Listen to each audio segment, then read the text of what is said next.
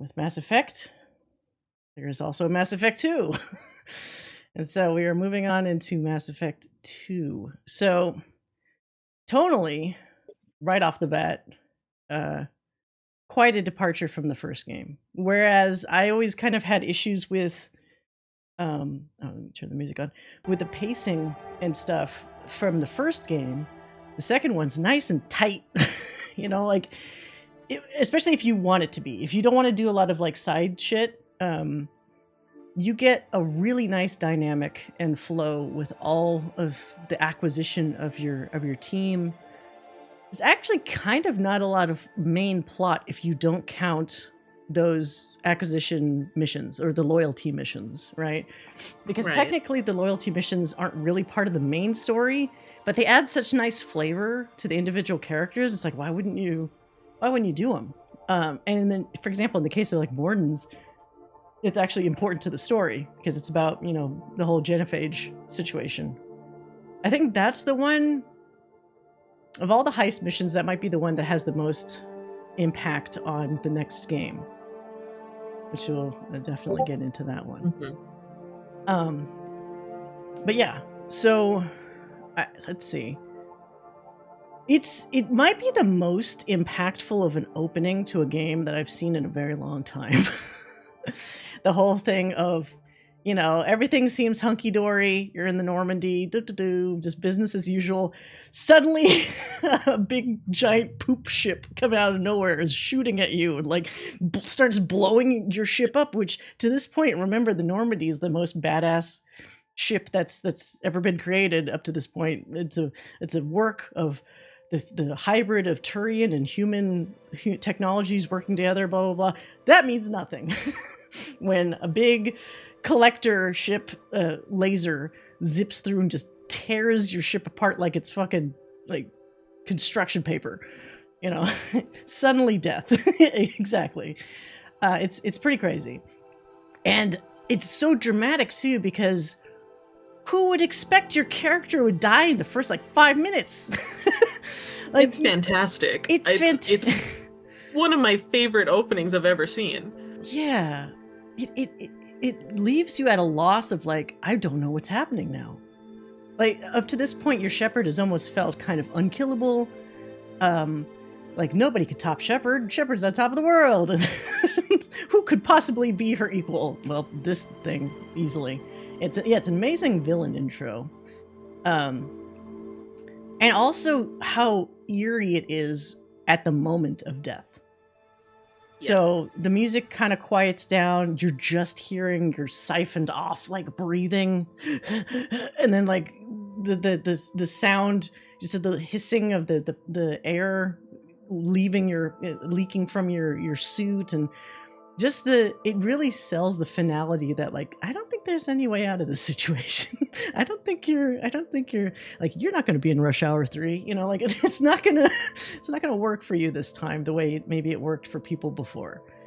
So all in all, really fantastic intro to the experience, and tonally, I think it's important because it really sets your expectations to an appropriate level.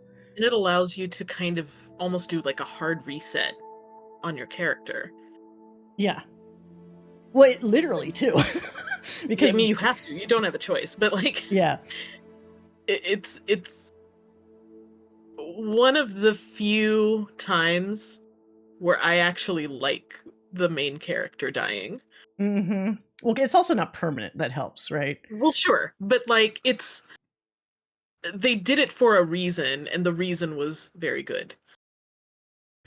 It also kind of sets the stage for, it's a really good way of indicating how bad, it's not a singular villain, but how bad what you're up against is. Because you're getting whomped.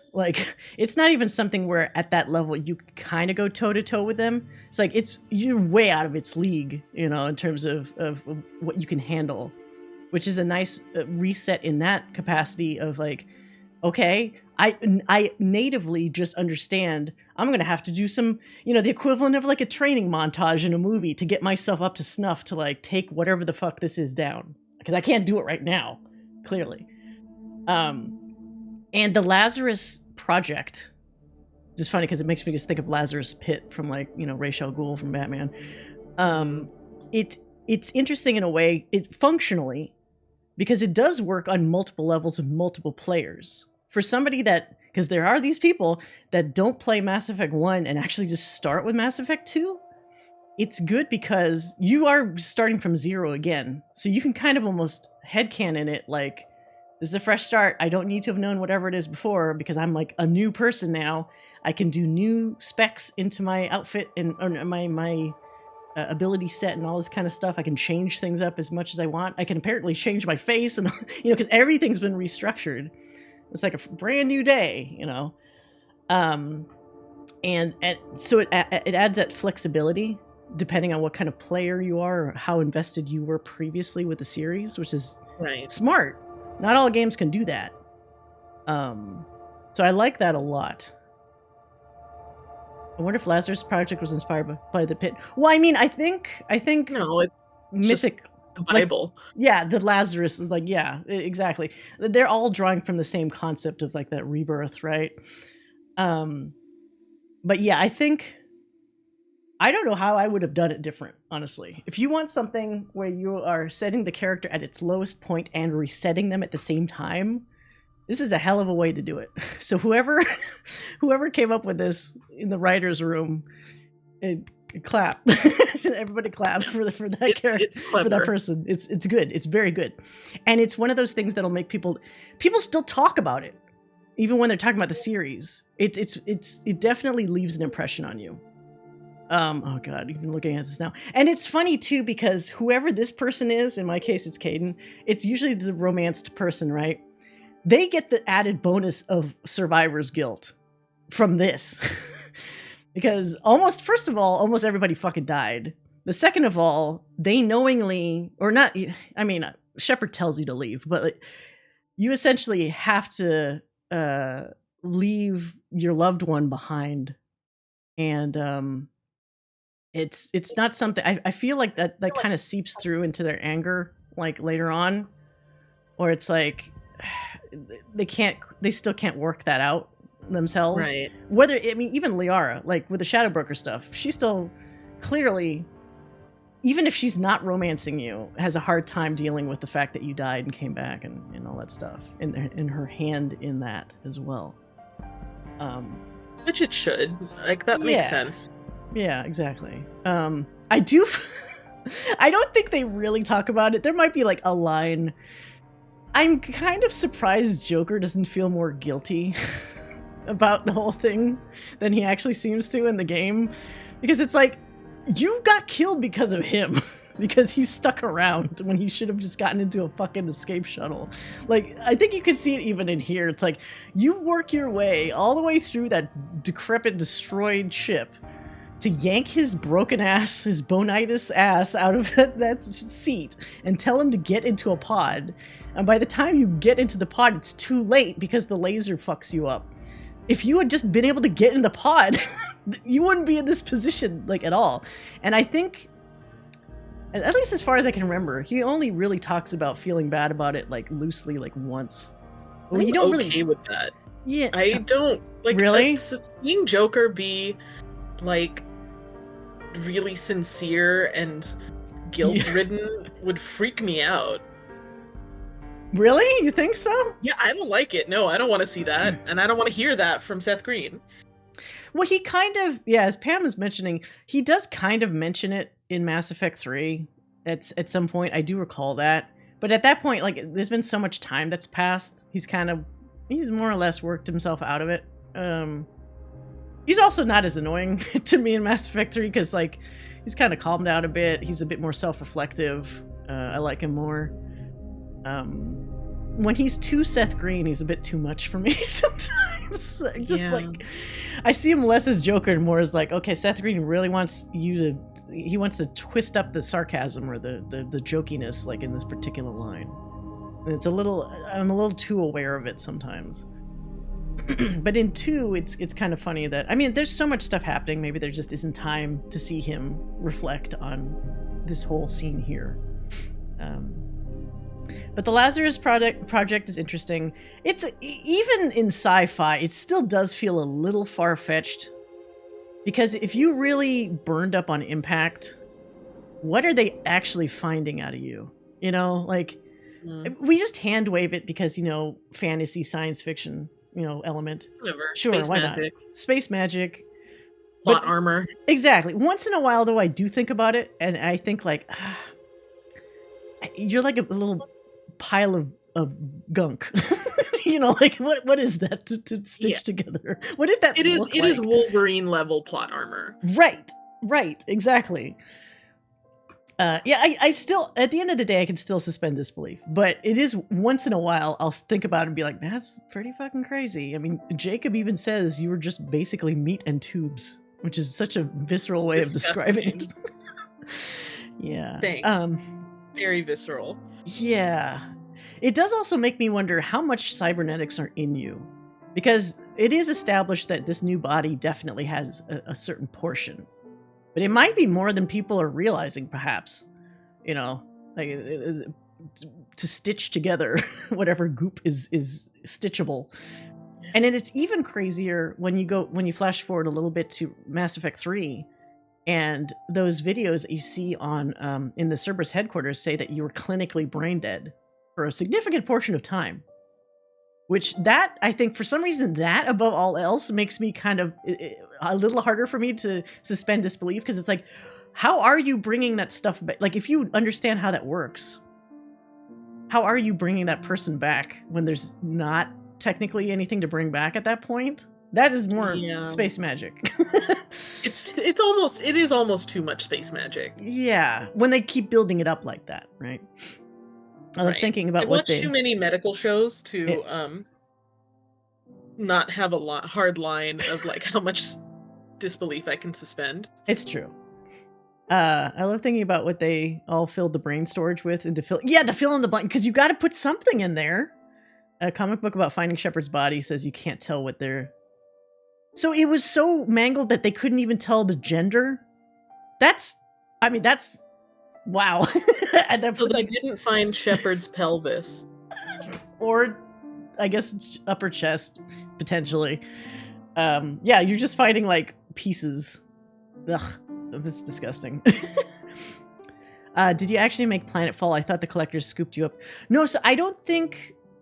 unless I'm wrong, I thought you did Impact, but maybe I'm wrong. Because I know they don't establish it till Shadow Broker, right? That Liara somehow assisted in the acquisition of Shepard parts, like whatever was left of Shepard, and knowingly gave it over to Cerberus because they had that project, which is the sketchy element of Liara, which kind of makes it interesting. Oh, there's a comic? See, I didn't read any of the comics or the novels. I do feel that, and I think I've mentioned this for other media, you shouldn't have to read... I mean, it's nice to read the comics and novels for things, but I do feel like if I had a rule, I would say you shouldn't have to have read comics and novels to get the information that you need.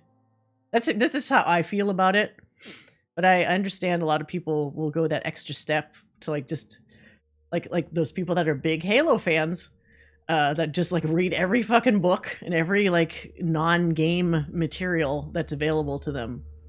But you know, whatever. Yes, so you get reconstructed.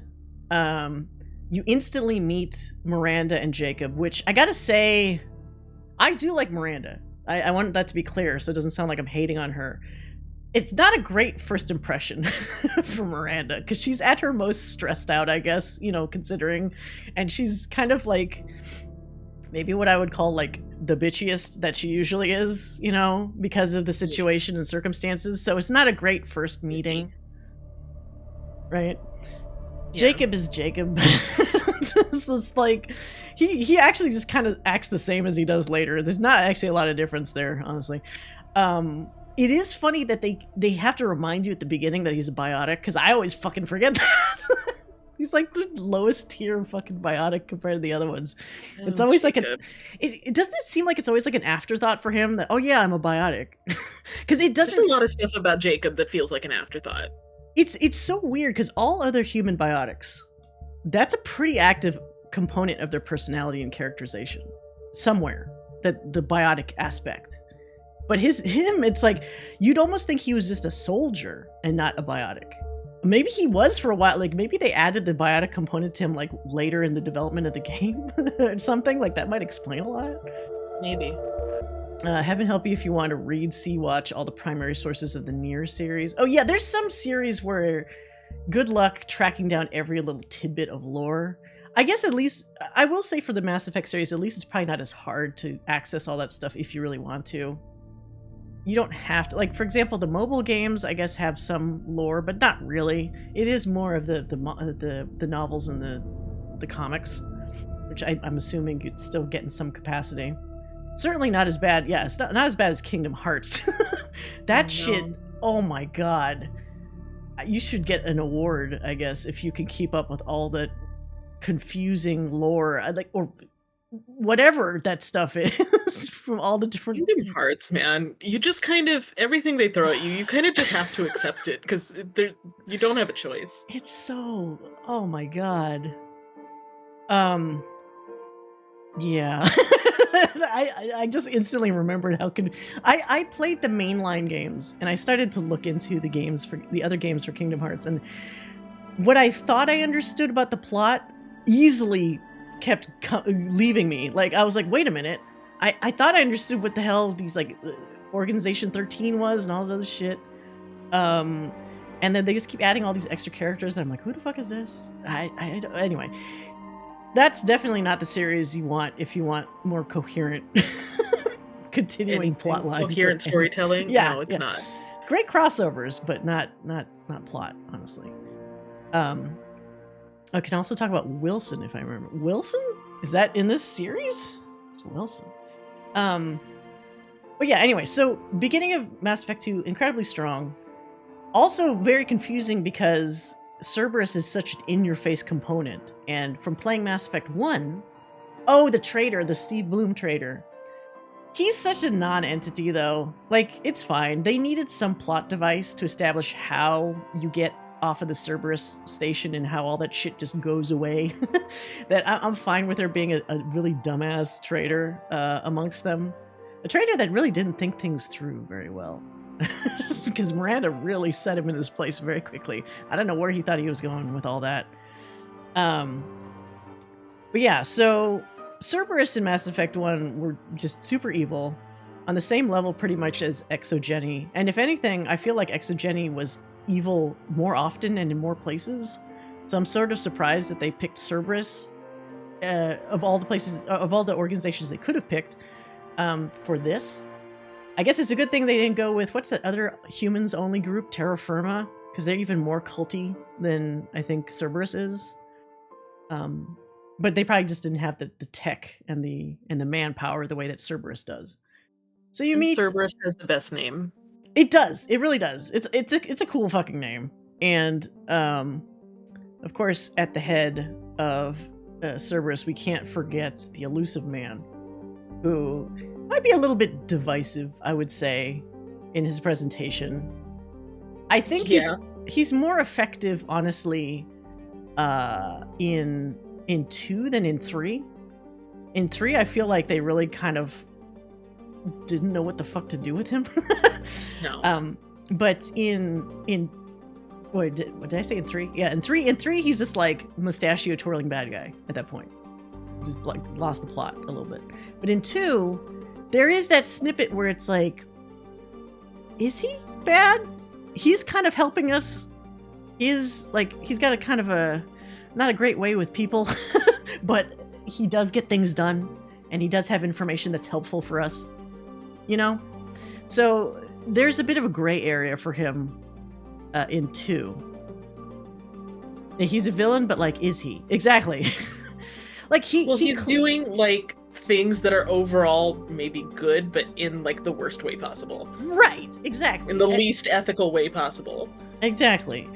It is frustrating because he clearly, if you think about what he did for us, he definitely values Shepard incredibly highly because he put substantial, incredible resources and tech and all this kind of stuff into reviving the unrevivable. You know, like that's an accomplishment in itself. So he gets points for that. And a lot of his reasoning initially almost seems kind of sound for like the kind of missions he sends you to and his intentions that he claims that he has for you. Like it's like the devil on your shoulder kind of thing, where it's like he's just persuasive enough that you're like, excuse me, he's like, you're like, okay, but I'm gonna watch you. You know, like one of this thing, like I'm keeping my eye on you. And of course his visual presentations is so cool. It's a really cool, like he's in wherever he is, lounging in his chair with his like space cigarette, looking at, I don't know what the fuck this sun is, but it always looks really cool. Like it's fun. It's fun. His presentation's really fun and cool and memorable. Yeah. Very, very clear visual. Like whenever somebody mentions the elusive man, almost everybody is in their head seeing the same thing. And that is good design. That's very good game design. Props for that. Martin Sheen, great choice.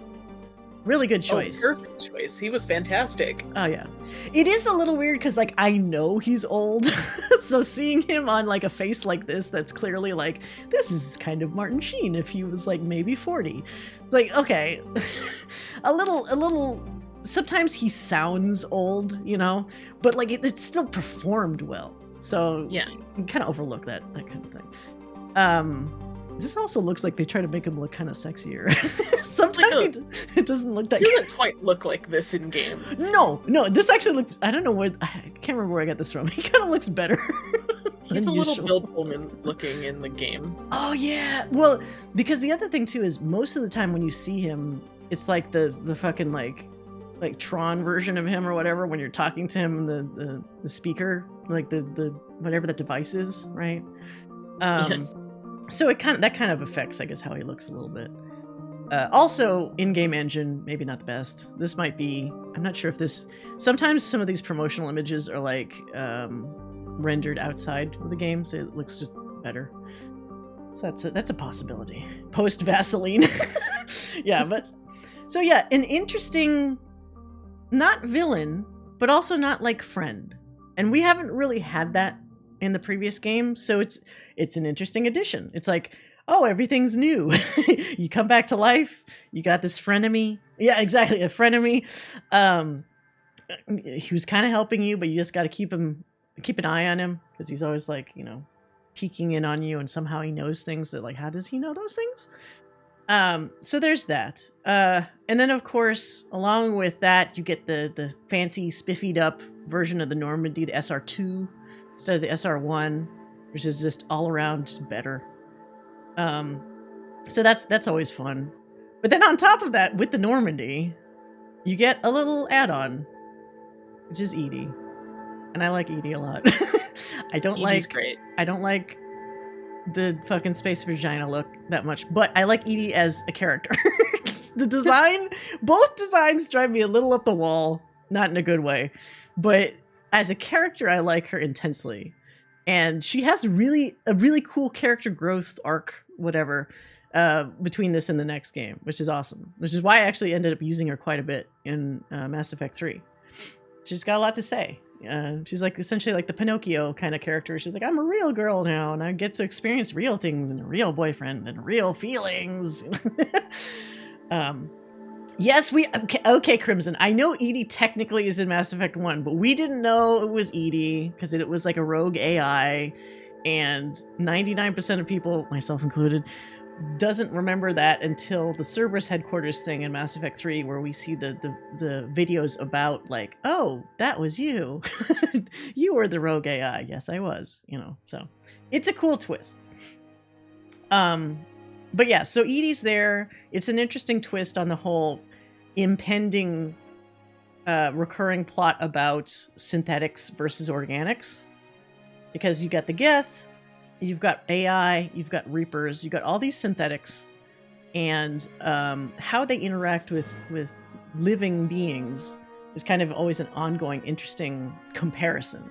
Some of these synthetics do it better than others. You know, I feel like EDI and Legion, to a certain degree, are far more successful than some of the other ones. But I like that aspect. I like a little bit less their Joker and EDI's initial butting of heads, because it feels like the whole like enemies to lovers kind of trope thing, but just with a robot and a guy, where like she actually doesn't dislike him, he dislikes her, or it. Yeah, I think it's more like rivals to lovers. It wasn't quite like. Yeah. I think there was a little sense of competition for Joker there. That's true. And he always has like a huge ego about ship-related things, so it's hard for him probably to share that spotlight of like. Usually in the past, he's been able to brag like it's because of me that the ship did this and this and this, but now he has to acknowledge like no, EDI also has like an equal share. She's just as capable with helping with some of these things and important. And of course, later on, that does pay off where like they do work together. And then, of course, after that point, they've turned a corner and then they're much better working together, which I like. Yeah, he called her ship cancer. So he was kind of mean initially. But I mean, if you think about it from, I was going to say Jacob, what the fuck? From Joker's perspective, all he really has is his ability to pilot things well. He's got bonitis. Wait, what is the fucking... what is... It's not... I gotta stop saying bonitis. He's got whatever the fuck is going on with his bones. He can't be brittle like... bones or something? He's Mr. Glass. He'll break his bones instantaneously if he like sneezes. A Keppel syndrome. Wait, Keppel... That's not the thing that Thane has? What does Thane have? I thought Thane had Keppel syndrome. I lied. Vrolic syndrome. Thank you. I knew somebody in the chat knew. Thank you. So yeah, Vrolic syndrome. I just bonitis, whatever. From his point of view, he probably feels a little threatened, right? Because you take away the ship aspect, what does he have left? You know, what is his worth? So in that respect, I can kind of understand why he'd be sort of defensive or protective of whatever skills or situation he does have going for him. And now you have EDI accidentally horning in on like, you know, that space. So in retrospect, I can't understand why. I can understand why he's initially really like prickly about it. But I'm glad he gets over that. So now the first couple of things I think with the missions is, do they even do like plot? I think you jump in right away to getting the first couple of recruits, right? So you have your awakening from the Lazarus thing. You're told immediately, like, you got to recruit a team. Before we even like do any like plot, you got to get your team. And I think, so the first crew, and it's not all of them at once. It's, was it Morden for sure, and Omega, Zaid potentially, because he's like DLC guy. Grunt, right? And then what was the Jack? Yeah. Jack. Yeah. So those four, right? For starters. And then of course you unlock more after you've Garrus, right? Because Garrus is also an Omega. So Omega, I feel like a lot of people probably do Omega first because you get a bunch of people in one go. You can get Garrus and you get Morden and Zaid. So I will say right off the bat, I'm a little bummed out about both Zaid and Kasumi. Not as characters necessarily, but how they were presented. Because since they are both DLC characters, I feel like they weren't as strongly presented as the other ones. Because remember, even on the stream, we had that problem where I want to go talk to them in their quarters. Let's see what they have to say. You don't get like cutscenes with them. They just say shit like while you're just in the same space with them, but it's like it feels like more like afterthought dialogue. It doesn't feel as good as talking with like the legit squad mates in the other areas. It was kind of a bummer. And they weren't really integrated that well. It's not like say Javik, for example, where I mean he shouldn't have been a DLC, he should just been in the base game, but he certainly feels like an important element. They don't. They feel like they're just tacked on like little vestigial limbs, which is kind of weird.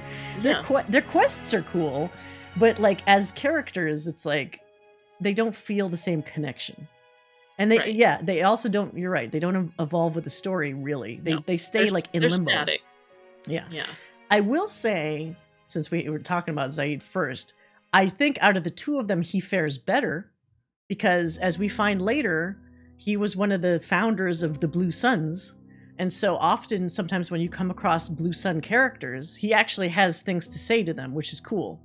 So I feel like in the world, he's got more input and kind of a bit more connectivity than Kasumi does. Because almost by default, since she is like hidden thief person, she's not as connected to other elements of narrative and like the world the way that he is. Yeah. I like him though. He's like Canderous basically. He is basically Canderous. And I think I like him because I like Canderous. That's probably it goes a long way. His face is also weirdly detailed. I'll just put that out there. He has a very highly detailed old man face. He really looks like an actor. He is though. Like they based him off of an actor, like the face scanned. There's the people that were scanned are very obviously scanned. Like we're starting to reach this like uncanny valley of like you can tell when somebody was like an actual person and when they were like constructed. Like the difference between those two. Yeah, he's very Canderous, but I like him. His quest is also fun because it's like you're tempted with being like an asshole in his quest because you get that choice of do we go after that Vito guy that we really want to kill or do we like save the people? And obviously he doesn't give a shit about the people. He wants to kill Vito. Vito? Yeah, I think it's Vito. But then, of course, there's the mod that I put in that just negates that whole thing. That's like, if I'm fast enough, I can do both of those things, because fuck that choice. But I do like that you can be like renegade-ish when you're with him. So you could be a paragon and still feel like you get a little taste of renegade life when you're doing his quest, which is fun. It's a very basic quest. Like, it's over real quick. Like, what do? You beat a couple screens worth of enemies, and then you already come across Vito, and then Zaid does that funny thing where it's like he shoots some kind of flame pipe or something that blows up that whole second floor that Vito's standing and talking to you on, and then like that causes a bunch of chaos. And then you can also do, if you kill him, that super cool thing where it's like you take what is it, like an ignited thermal clip or something, and you throw it in the gassy ground that Vito's standing near, and then like it does this shot here was like he just walks away from the explosion. So it's fun, but it also isn't as substantial maybe as some of the other quests, right? So anyway, he's the first guy you see in Omega, so obviously you pick him up, and then after that I would say, and I can't remember if I did this first, I think I picked up Morden first. Maybe.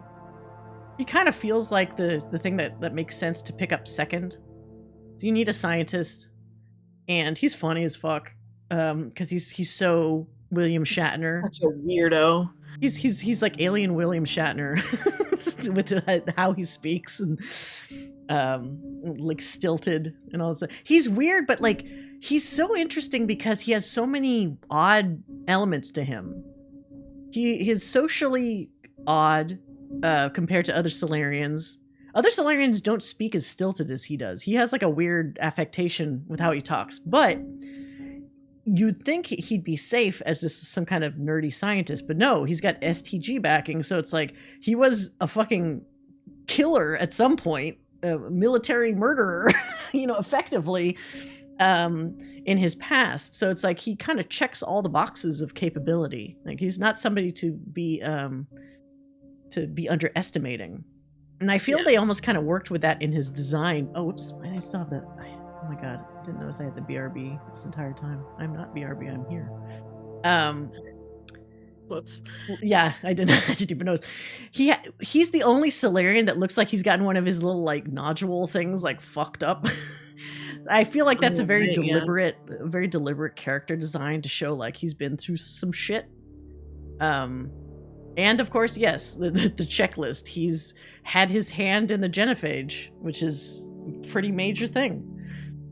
I do think he is really interesting with how he himself, like initially when he's talking about the genophage in the first couple of conversations, it sounds like it's pretty cut and dry. Like he knows it was a necessity. He doesn't like what it did, but there was no real other option.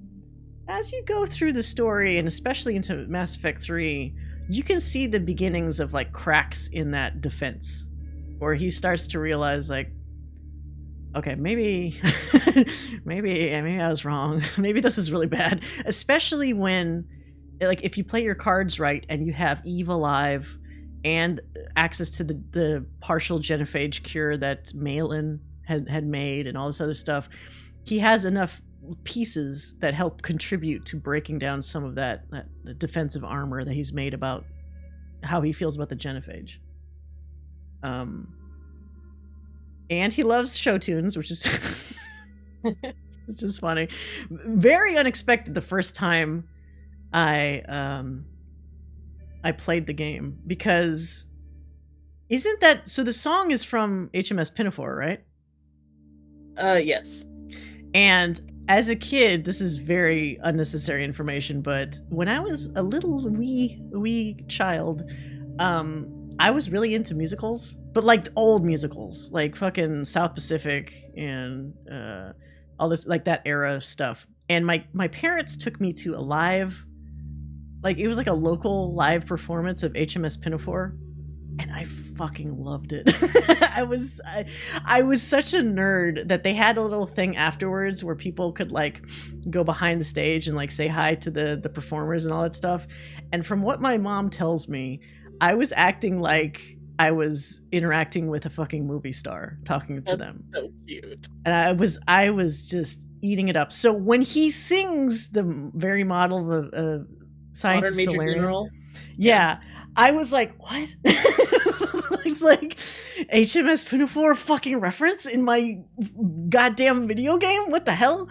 Like it poked something in me that I was like the last thing I would have ever fucking expected. So that definitely endeared him to me far more than I could have possibly have dreamed. So that was amazing.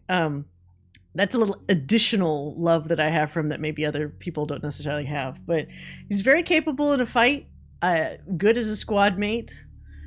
Funny, interesting things that he says when you bring him with you to various things. I like his setup too in Omega that, he's trying to do what he can in a situation. He doesn't just throw his hands up like everybody else and go, oh, well, lost cause, fuck it. Like, he actively fights to the best of his ability to fix a shitty situation, which I highly respect. Yeah. I mean, I guess you could say that kind of for both him and Garrus. Garrus is a little less successful at it because he's getting himself pinned down like every fucking 2 days by the people he's trying to kill. But Mordin is actively, like, when you go into his little protected medical bay or whatever, he's got mechs, he's got patients, he's got this whole system worked out, and he's making it work. And it's one of the few safe havens in that area, that quarantined area, where people are actually alive and not being murdered or just dying of a plague. So he's making it work. And then we come in and just help give that little extra push to make all of his efforts, bear fruit, which is great. I do think his assistant, voiced very obviously by Yuri Lowenthal, it would probably fuck up like 2 days later because he leaves that dude in charge of everything that he's set up, and that dude is so easily a pushover that I don't even want to think about what happens to that area like a week later. I hope everything still remains as effective as it is. Maybe that guy, grows a pair and like does what needs to be done. But maybe doubtful. But Omega, by the way, fucking trash pile. Yuri Lowenthal. He's actually currently the voice of Peter Parker in Spider-Man 2, and he did a fucking fantastic job. What's so funny in these BioWare games is he is everywhere. Similar to Laura Bailey. He's so prolific in general. It's him and Laura Bailey as like every random guy or girl voice. And he always is that like slightly youthful voice, so you can kind of like pick him out from a crowd, or at least I can, which is so funny, but all reliable. Yeah. Anyway, so Morden's quest is great. It's also a good way of just the viewer or the player getting a sense of what Omega is like, because you really get in it, you know, to get access to the quarantine zone, see how different races, alien races, are dealing with one another, all the problems they're in. It forces you to talk to Arya. Let's bring her up in here. Arya initially is cool as a cucumber, but I feel like I almost feel like the Omega DLC works against her. She's very cool in Mass Effect 2. She's like, this is my fucking kingdom. I rule the roost. Nobody fucking challenges me. And you like believe it, right? It seems like as shitty as this trash heap is, she is the final word on like everything, right? Because she loses a lot of that stuff in the Omega DLC. I feel like she gets knocked down a peg and we get to kind of almost see like the wizard behind the curtains, you know? If that makes sense. Yeah. Because it's like a lot of that bravado and a lot of that ego and stuff, it's very ineffectual if she doesn't have all those troops and etc. to back her up. It just seems like a kid playing with toys that, like, what do you do when the toys are taken away? You just kind of complain. Mm-hmm. I still like her. I'm just saying, like, it changed my view of her. Because it actually made maybe her a bit more realistic to me in the Omega DLC. Because it's like, oh, that's what happens when she doesn't have her Omega with her. She just kind of sits in the Citadel and pouts. She's mad. She's in the Purgatory Club and she's just sitting in a corner. She's like, fuck this. She's just like super mad. Which, you know, I guess I would be too if my whole little trash pile place got like taken away from me. Yeah, exactly. It's like, these places aren't cool. They have rules and I don't get to make my own rules. But for Omega in Mass Effect 2, I think she's really good, like, not warlord. I don't know what the right term is I'm looking for. I wouldn't necessarily say leader, because she kind of lets shit go in disarray up to a point, and then she'll step in and be like, bad, stop, you know? But she kind of keeps leading us from quest to quest, and you get to see how easily, like, she obtains information about things, and it does solidify how her network works, because she's always in the know about pretty much anything on Omega, at least. I'm annoyed at the clans or groups they have there, the gangs, because they all suck. But I guess they're all dangerous technically. Like the Blood Gang, Blue Suns, what's the third one? I forget. They're all equally as ineffectual to Shepard. They all act like they're hot shit, and I'm constantly just... It's like the Carta all over again from Dragon Age. Like, I'm just murdering these guys by the hundreds, and they still act like they're at the top, and it's like, aren't you guys almost dead? Like, you should be dead. Oh, Eclipse. Yeah. Exactly. Isn't that the great... No, but that's what I'm saying. So I find her more realistic by Omega DLC. In this one, it feels like you don't, like, as she says, don't fuck with Arya. And you believe it in Mass Effect 2 until 3, where it's like, no, people kind of fuck with that. I think people will fuck with that. So she also tells you about Archangel. That leads to talking to the various gangs about, like, we're pretending to help the gangs deal with the Archangel problem, but we're really not. We really want Archangel. And it's the most obvious fucking... Even if you didn't know it was Garrus, I feel like it's so fucking obvious. As soon as they say Turian, a badass Turian, who could that be? Who could it possibly be? Maybe a totally... it must be a completely new character that we've never seen before. Especially since they start foreshadowing his vigilantism. Is that a word? You know, his vigilante side as the beginning of bringing him on board in Mass Effect 1. Now, granted, if you somehow didn't recruit him in Mass Effect 1, okay, maybe it could seem like a surprise that Garrus is Archangel. And I think they do have slightly different dialogue for that in 2. Like in 2, if you didn't know him, it's one of those more like, oh, I think I saw you on the Citadel kind of thing, but not like, hey, long time no see, you know? So it's fine. They covered their bases pretty well.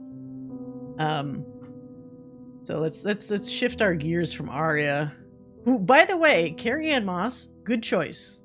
I think it's a perfect pick. Choice. Great design, because she looks is she a matriarch? I guess she must be. She's more of a badass looking, like looks wise, especially with the voice as well, paired with that, compared to other Asari that look kind of more like plain, you know? It's a really cool look overall. I dig it. I like her. I like her design a lot. Yeah. Oh wait, this is Mass Effect 3. They all do look different. They don't all look exactly the same. This is Mass Effect 2. Okay. So yeah. So Garrus. It's funny because it feels like if you're not careful in Mass Effect 2, you really like unleash this fucking vengeful killer in Garrus. And he's not really that, but it's like he's on this pinprick of like mostly good or very vengeful. And you're always, as Shepard, it feels like it's kind of your way to help decide which way that falls. Yeah. And I like him better as more Batman and less like Punisher, you know? Absolutely. So, yeah. But it is interesting that like he's at that pivot point. Yeah. Well, he's been through a lot too. And then this in particular, a situation of his own making, because it's his own fucking fault, really pushes him further into one direction or another. Because it's like, what did they establish? He went to Omega with the purpose of cleaning up things, improving lives, whatever. He gets a team together.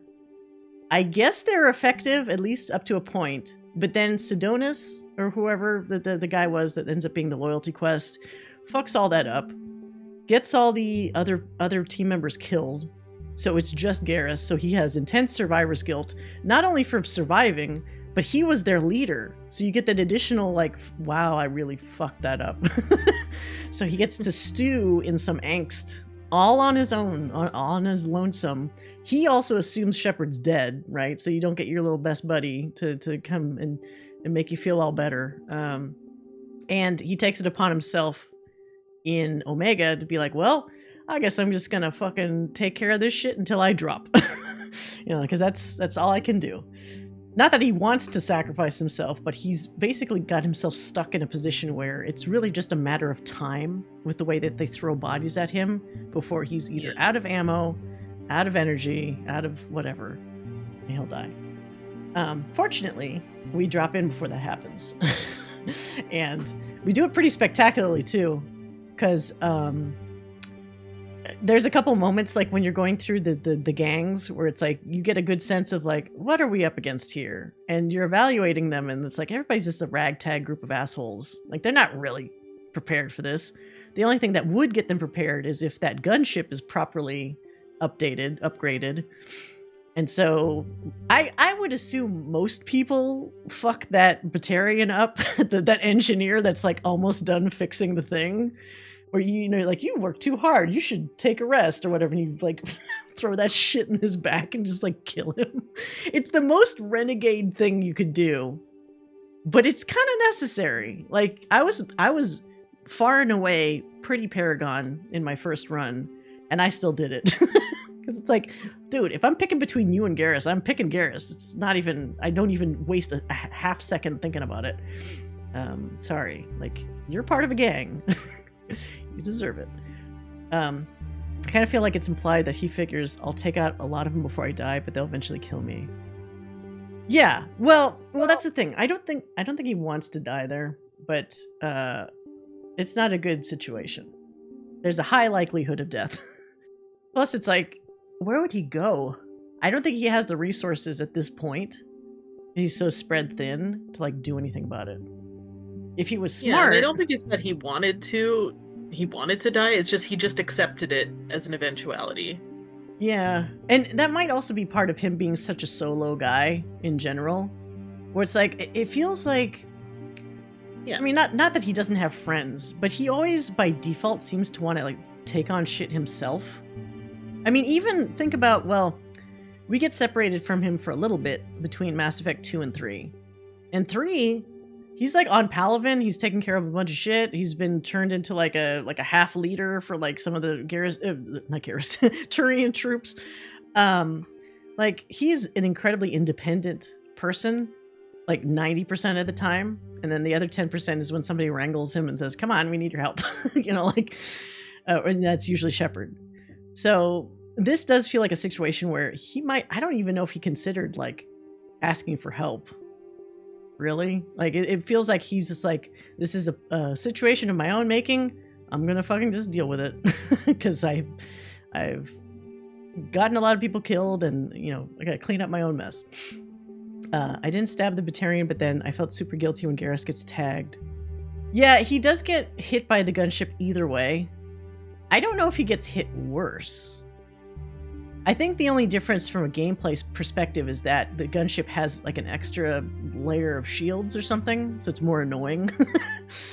I would like to think narratively in my head that it's good to kill the guy because it should have hit Garrus worse if that thing was fully upgraded. I'll just think of it that way. So yeah, he's happy to see you. You help him take out stuff. I didn't realize that, I saw this from somebody's stream, maybe it was Pam or Blue's stream, that you can purposely hang out where he's like actively sniping people, and like where you hear the bullets whizzing by, and there's something that looks like it actually like grazes you, which is funny because later on there's a comment when you meet up with him, and I think Shepard says something to the effect of like, "Man, you cut some of those bullets kind of close," and he's like, "Oh, I just had to make it look realistic. Just had to, so people wouldn't question things." I feel like that's actually a lead-in from that, which I never did before, and I was like, "Oh, that's a fun detail." Because I was trying to play it safe, where I didn't want to get anywhere near that empty space where you could get tagged by a fucking sniper shot. So that's kind of funny. He gets fucked up. He gets healed, and even Jacob, I think, mentions he's impressed that Garrus recovered so quickly or something like that, which is like, of course, because he's Garrus, whatever. he's got the low-level Batman plot armor. You can't kill him. He can get injured, but he can't get dead. Basically. You were taking your time. Yeah, that's what Garrus says. So that, relatively speaking, his quest is over kind of fast. Morden, you have to do a little bit more meandering around in the quarantine or whatever, but it feels like accessing Garrus is quicker, relatively speaking. Yeah, so there's that. And then for more or less the rest of Omega, it's really just like those things, because your whole point initially is just recruitment. There's no real plot reason to stick around in Omega, I think, at that point. So then we move on to either Jack or Grunt. Grunt is kind of interesting because it's a bit of a fake out, right? Because they don't mention Grunt initially. They actually indicate Okeer. So it almost feels like if things had gone differently and Okeer didn't die. Sorry. Is it your cat? No, I just had to refresh the stream. Oh, whoops. Yeah, so it feels like maybe if Okeer didn't die, it might have been to recruit Okeer, but he's like a scientist guy, so it's like, were they expecting that you would actually bring him to fight? I'm not super sure. But regardless, he ends up eating a bunch of poison unnecessarily. And then we get Grunt instead. And the whole deal with him is, once again, bringing up the genophage. And, which is why I brought Morden. But what's funny is, I don't remember if Morden really said all that much in this loyalty quest. I would have expected he'd say more. Whatever. Grunt is the product of Okeer's attempt to breed a creature that is, I think, genophage free? Was that it? Or he was just trying to either genophage free, or was that just the ultimate Krogan? So I can't remember if Grunt still technically has his genophage. I'm actually not sure. maybe he does, because if he didn't, you'd think he'd be incredibly popular. You know, like, just narratively, like, people would be trying to grab his ass, like, all the time. But regardless, he's, like, the prime created, you know, tank, what do they call it? Tank-bred Krogan. The general quest is kind of forgettable.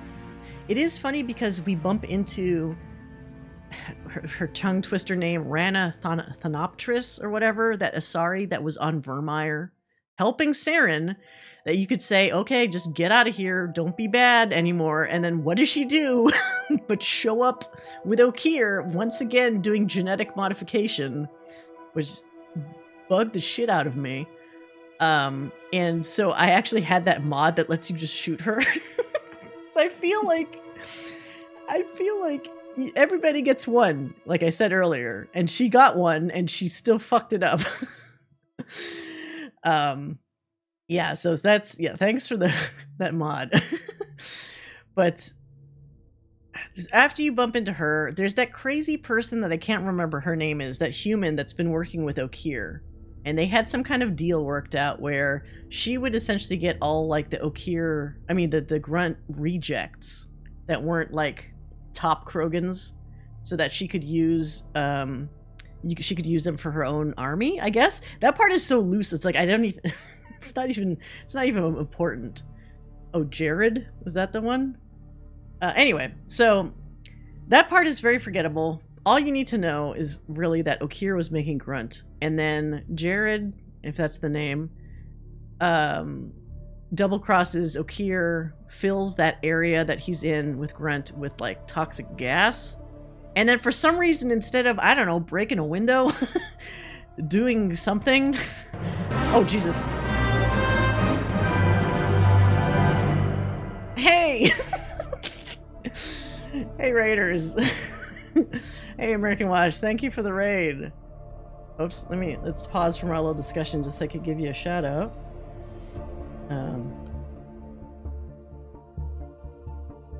Let's see what you were up to. You're playing Mass Effect? Wait, did I type that right? Were you actually... Oh, no, I typed that wrong. Hold on. I added an M accidentally. There. Okay, still playing Mass Effect, okay.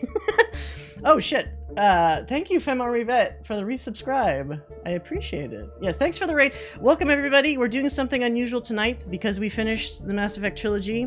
We were doing an extended discussion about the trilogy as a whole.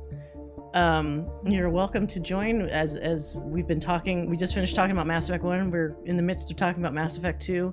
If you have any thoughts to add, you're more than welcome to. But we're talking about Grunt's Quest right now. And it's going pretty good, so welcome. So, what was I saying? Oh, right. I do find it funny that Okeer didn't just try to break a window, open a door, something to vent some of that poisonous gas. He just Literally took it. anything. Just anything. He just took the gas in the face while he was finishing up Grunt's like tank preparations or whatever. It's fine. Whatever. He was an old Krogan anyway. So Grunt is saved. Okeer is dead. He leaves a little message behind. I think that's like, "This is the best of our species," or whatever. Like this is my answer to the Krogan. And of course, you have the crazy option, should you choose to not accept it, of not opening the tank, which I find so fascinating. This is starting to feed into how Mass Effect 2 is really unique with how royally you can choose to screw yourself if you so want, which I find amazing about the game. But yeah, one of your options. I'm the cat. Oh, yeah, I forgot to mention my moderator and friend Joe Crazyface is in part of this discussion tonight, but her avatar for this discussion is my cat Bill. So I made up a little talking cat for her. Yes. So, yes. What was I saying? Oh, right. So you can pick to never take him out of the tank or never like activate him, which is fascinating to me. Because, you know, if you're being a completionist, of course, you open the tank, you talk to Grunt, and he's part of your team. But they present some arguments, against opening the tank, which are all really silly ones, but still, I mean, they are arguments. Like you don't know what you're gonna find. Maybe it's gonna be a problem. What if he's dangerous, etc., etc. So it's cool that they give you that option. But yeah, we got Grunt. It is funny because he knows he's the best of the best, and he's been programmed with all these previous thoughts and data, essentially. Like, he knows histories of things even though he didn't live them, and it's kind of an interesting concept where he's cognizant of the fact that it's all implanted information. It's not like he's programmed where he just thinks it's true automatically. He's smart enough to suss that out and be like, okay, I need for myself to figure out like what I am. Yeah. And then it becomes your job to like guide your violent son. Yes, I have to make sure my son doesn't get into too much trouble. He can have his violent urges just as long as they're productive. Yes. But okay, Twister, you actually left Grunt in the tank. Interesting. But again, I like how they let people do that. I think that's very cool. Surprising that Grunt and Miranda didn't bond more about being genetically perfect renegades. That is kind of, well, so that's also a separate topic of, pretty clearly, for some reason, you don't get certain squad mates interacting with other squad mates. I don't know why. Maybe it's just like they didn't think about it. Or because, for example, Grunt is technically optional. Maybe they didn't want to spend resources on discussions with other squad mates, potentially, if you didn't activate him. Not really sure. But yeah, he's interesting. He wants to find his own path. I respect that. He's got like the teen hormones. So sometimes he gets a little too into like the whole, like, I want to kill. I can't wait till I rip something apart. But it's fun. Yeah, I like Grunt. Yeah, I like Grunt a lot. I don't like him as much as my other son, Legion. But I do like him a lot. Legion has a special place in my heart. The same little part of my heart that likes Cole from Dragon Age Inquisition. Oh, cool. Yeah, but yeah. So his mission is a good one. It gives you a little insight further into the Krogan side of things, like how they felt about the genophage. So that's very much time well spent, in my opinion. And then after that, of course, we got the main attraction, which is Jack. I gotta say, all the people involved in Jack's quest are fucking idiots. All the people in that prison, they're so fucking dumb. Holy fuck, dude. Like, the warden guy, for him to be so ridiculous to think, hey, Shepard's coming in to get Jack. Maybe I should just capture Shepard too. No, dude. You should have just let the transaction finish and gone about your business. So stupid. This is so fucking done. He's a moron. Yeah, they are the Blue Suns. They don't have a great track record. I almost wonder if Zaid realized that they kept recruiting like idiots, and at a certain point he's like, you know what? I think I'm just gonna back away slowly from my own organization and leave. So I don't know. Yeah, so Jack, I hate this outfit. I'll just put it out there. I much prefer her Mass Effect 3 outfit and hair. This is one of those, like, and we're going to talk about it with Miranda's outfit. This is like one of those weird, like, try-hard things. I feel like, especially that time that this game came out. You know, everything's in...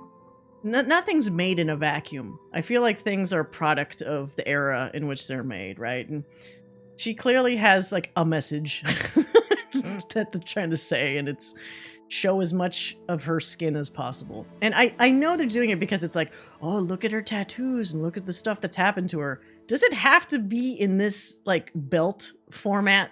Really, though? It doesn't. It doesn't. It's too wannabe try hard. Plus, God, look at where her pants are. Oh, you can't even see it. Oh, you can barely see it on here. It's like, how does that stay up? It doesn't. You'd see her fucking pubes like immediately. Yeah, I have a lot of issues with her design. Yeah. The tattoo and the scars, fine. And they keep that in the next thing, obviously. The next redesign, which is fine. It looks a little bit like an Ed Hardy billboard, but, you know, whatever.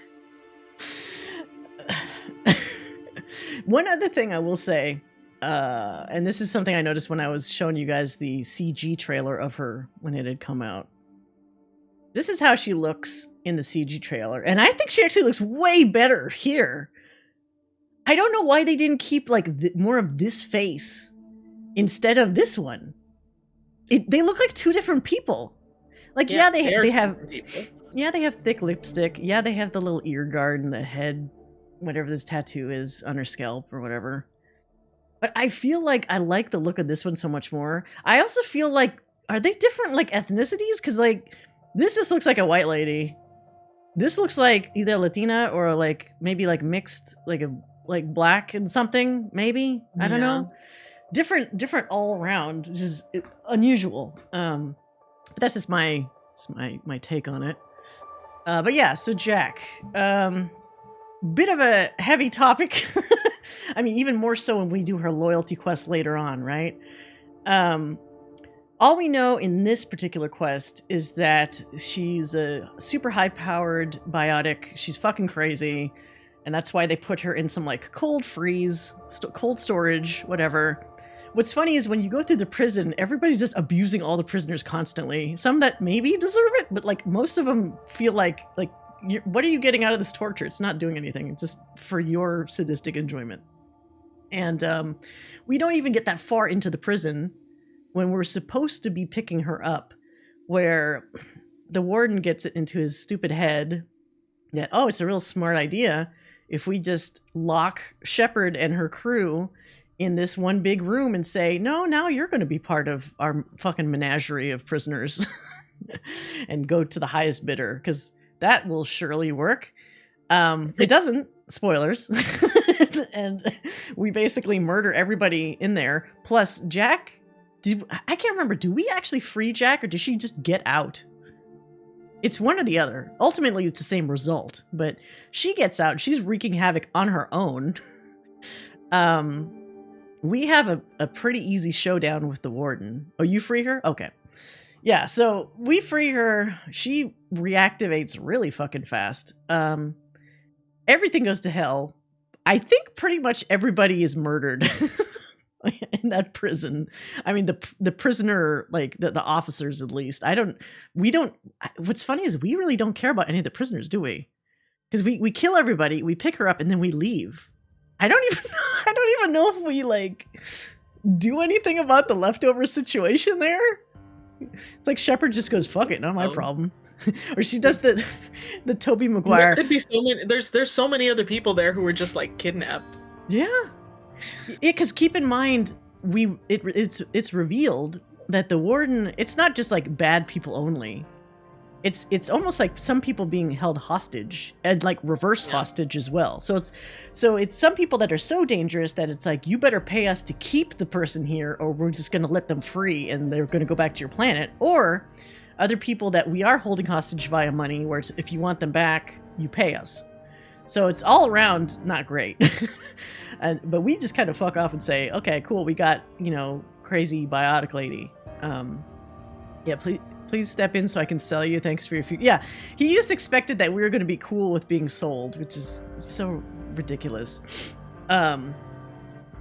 She initially is very prickly to us, but I remember giving her that prompt where it's like, we have a ship. We want to get you off of here, and you're arguing with us. How stupid are you? And she does like a kind of a pause, and she's like, all right, I'll go with you. Like in her way. So it's like, don't look a gift horse in the mouth. God damn it. Not too much to say other than that in the quest. The quest is really straightforward to pick her up. It's not really until you have her that she gets kind of interesting. I think they loosely give you tidbits about how she was experimented on, whatever, but that's really just fully unlocked when you do the loyalty quest with her. Up until that point, she's mad, she's been experimented on, she demands Cerberus intel because you're in a Cerberus ship, and I was like, yeah, sure, no skin off my back, you can have whatever the fuck you want. And she'll take that information regardless. So like, even if you're like, no, I'm not going to give it to you, she'll access it somehow herself. So at the end of the day, it's the same result. So she's interesting. And aside from her lack of clothes, I actually like her character a lot. I think she has very good reasons to be the way that she is, even if it's frustrating to deal with a personality like that. I don't necessarily fault her for it. Yeah. You know.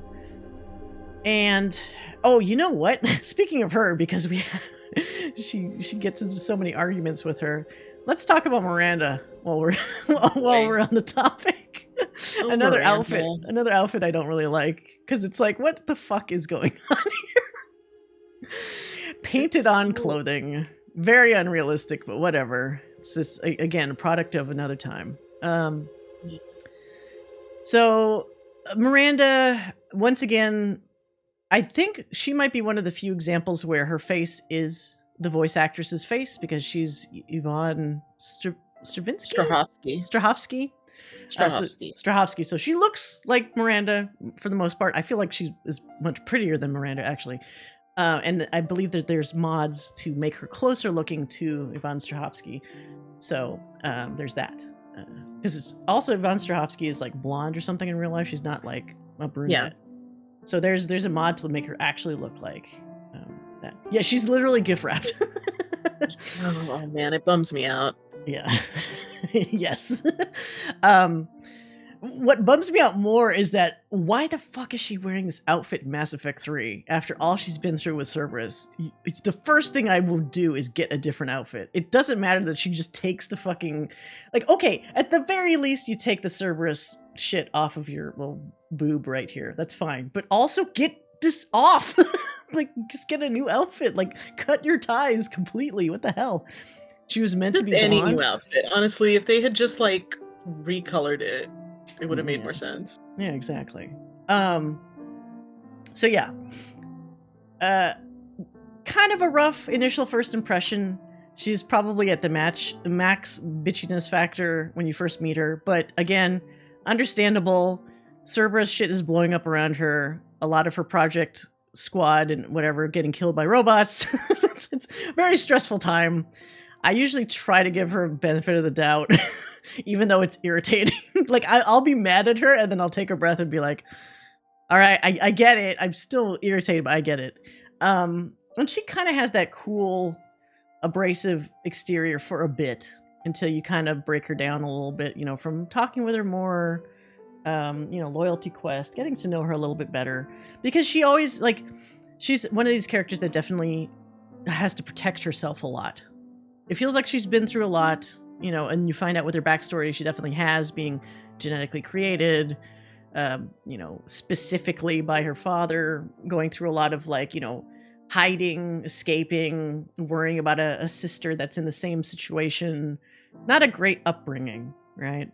Even though she is created to be perfect, it feels like that works against her because she has a weird inferiority kind of complex, because it's like every time she says, it sounds like she's gloating about being perfectly modified. It has this shadow of feeling like it's a hindrance almost to her that she admits that she's genetically modified, as opposed to somebody who could naturally say, I'm the best at everything.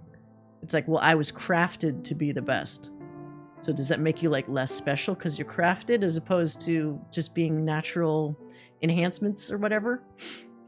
At least that's my take on it, because she says it so often that initially it sounds like she's bragging, but there's a weird point where it actually feels like it flips, and every time she mentions it, it sounds like it's almost like a burden, that she says oh, but I was made to be perfect. It almost said with a sense that she wishes she wasn't sometimes. Yeah, it's a lot of pressure. Yeah. And insecurity, exactly. But you have to crack that chocolate exterior. I'm hungry. I'm sorry. I'm thinking of this. When you get the chocolate coating for ice cream that instantly hardens, you gotta crack that. Oh, yeah. That exterior and get to the soft gooey ice cream of what Miranda actually is on the inside. I'm sorry. I don't love this metaphor. No, I don't. It fell apart as I was saying it, explaining it. But you get what I mean. She has a protective barrier, and once you get through that barrier, it's actually kind of surprising how nice she is and how caring she is about stuff. And that goes right back up when somebody like Jack comes around because she isn't welcome in that space the way that Shepard eventually becomes welcome and that sort of thing. And it's tough too because you would think if the circumstances were different, they could reach a good understanding. I don't know if they'd reach a friendship per se, but they've both been through so much of other people manipulating them, trying to make them into something that they aren't, not letting them be who they want to be, that they should bond more. But it's this, both of them have such prickly exteriors to protect themselves that it keeps them away. It's like the equivalent of like two positive, like two positive sides of a magnet. It's like they're never gonna fucking be able to get together on anything. Yeah. Exactly. Even though they should. And that they argument, repel. Yeah, they repel incredibly. And there's that particular argument in the Normandy that can go really badly if Shepard is not like super Paragon or super Renegade, where they demand that you like take a side in their argument. And the smart thing to do is not to take a side. Because if whoever's side you take, the other one, you lose the loyalty. So that's kind of a high price to pay, especially when later on with the suicide mission, you want everyone to be as loyal as possible so that they can survive. So she's interesting. I wish she wasn't dressed the way that she is, because I feel like all that interesting shit is surrounded by like the porno layer. So it's like people, the good gratuitous ass shots of her. Yeah, that's okay. So that's the other thing. So anybody who's playing the games new with Legendary Edition that has not played the original, they, I believe, omitted all the original ass shots that she had in Mass Effect 2, where it's like you're just talking to her in her office and she's standing up, and then of course the camera's set in such a way that her butt is in the foreground while you're talking, and it's like that's just unnecessary, and it undermines whatever the fuck you're talking about. So I know some people like that, and it's like, hey, I'm not gonna kink shame you for your interest in her ass, but if you care about her as a character, it's nice to not just have this other nonsense that doesn't matter thrown at you while you're trying to learn about the personality, Yeah, it's hard to speak while looking at her ass. Exactly. So I get why people would be mad at something being altered, because that's never a good feeling, seeing like a new revision of a product that has changes, necessarily. But I do feel like if they did it in service of the plot, it's like, well, I can see why they did it, but maybe you guys shouldn't have done it to begin with. Maybe that's a takeaway, It's a little frustrating. I try to put her in different outfits, but like every outfit of hers is to a certain degree kind of constrictive. Maybe some of them a little less so than others, but yeah, eyes up here. Her outfit is the equivalent of like one of those annoying shirts that has the eyes up here, like just on the boob part, where it's like, okay, but someone's looking down to read the thing. They're not looking down to look at your boobs, but it's going to look like they're looking at your boobs because they're reading what the fuck is on your shirt. I hate those shirts. Anyway, sorry, tangent. Yeah, so I like Miranda overall. I can say less about that with Jacob. This is not a surprise to anybody. It's not that I dislike him as a person. I just feel that he is weirdly constructed as a character. You know what I mean? Like his quests are like, first of all, he is almost always argumentative about certain things. So like we come back from a mission, there's usually him and Miranda kind of like giving their little, like here's the peanut gallery giving their opinions about like whatever you just picked up. And often he's the negative Nancy that's kind of like, nah, I don't want us to do that. Or like we should space Legion out the airlock. It's like, you stop talking. You're not the commander. You don't tell me what to do. So that's kind of annoying. The other thing that's annoying is when I played this game originally, he was one of those characters similar to Liara that it felt like I accidentally almost romanced him. Because if you're just if you're just kind of nice to him, he starts getting all sassy, sexual, and it's like, stop. Stop it. 9. Like, get the fuck away from me. So I did install a mod on Mass Effect 2 that tries to differentiate those kind of lines easier, so it's clearer to see what is a flirty thing and what's not. So I don't think I ran across that problem when I was playing it recently. But back in the day, yes, I was like, fuck, I guess do I either be mean to him or don't talk to him? Because I don't know what I'm going to say that's going to make him be like, but the prize, you know? Right. He's fucking the line. Writing for Jacob is terrible. Yeah, it's not great. It's terrible. It's so poorly handled that it kind of makes me angry. It makes me very angry. As a black woman, it makes me extremely angry. Because it's like, you take the only black character in this fucking game, you have him have daddy issues of a dad that literally abandoned him. And not only abandoned him, but abandoned him to go to a planet where he made a fucking sex planet. It's like the worst possible thing. You make him weirdly like trying to jump on you every 2 seconds. And then, even worse in Mass Effect 3, if you somehow were unfortunate enough to romance him, he fucking cheats on you and has a child with somebody else, and like, without even giving you a fucking chance for anything. It's like just so many negative aspects, some of which are very like stereotypical. It's inexcusable, frankly. It's awful. Yeah. I mean, as a personality, you know, he seems like a decent guy. He's got his head in the right place. Like, he was an Alliance soldier. He was frustrated because justice wasn't being done often enough. It's like, okay, I can kind of get with that. It's just, it's mired in all this other shit that I don't get with, you know, like, it's just frustrating. It's just an afterthought. Stereotypical black man plot devices with no substance at all. Feel you bugs me as a... Yeah, I can't... It's also frustrating because it's like, we get so few mixed or different human characters in these kinds of games that are important characters. I mean, that's why I make my Shepherd black. You know, like, sometimes... in some series and some games, if you want like the diversity, you have to like make it yourself because it's just not present often enough. So when it is present, it's more frustrating that what's there is like, well, shit, I didn't want this. It's like some fucking monkey's paw situation where it's like, can we get a black character? Okay, here you go. Never mind. I didn't want it. Take it back. Return to sender.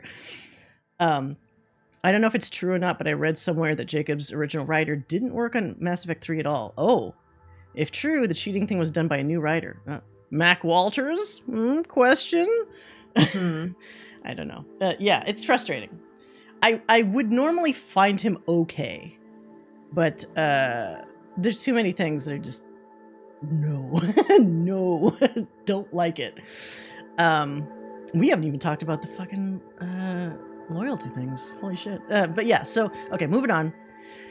So after we've gotten the trust me, we'll have enough to say when we get to his loyalty mission. Holy shit. Horizon.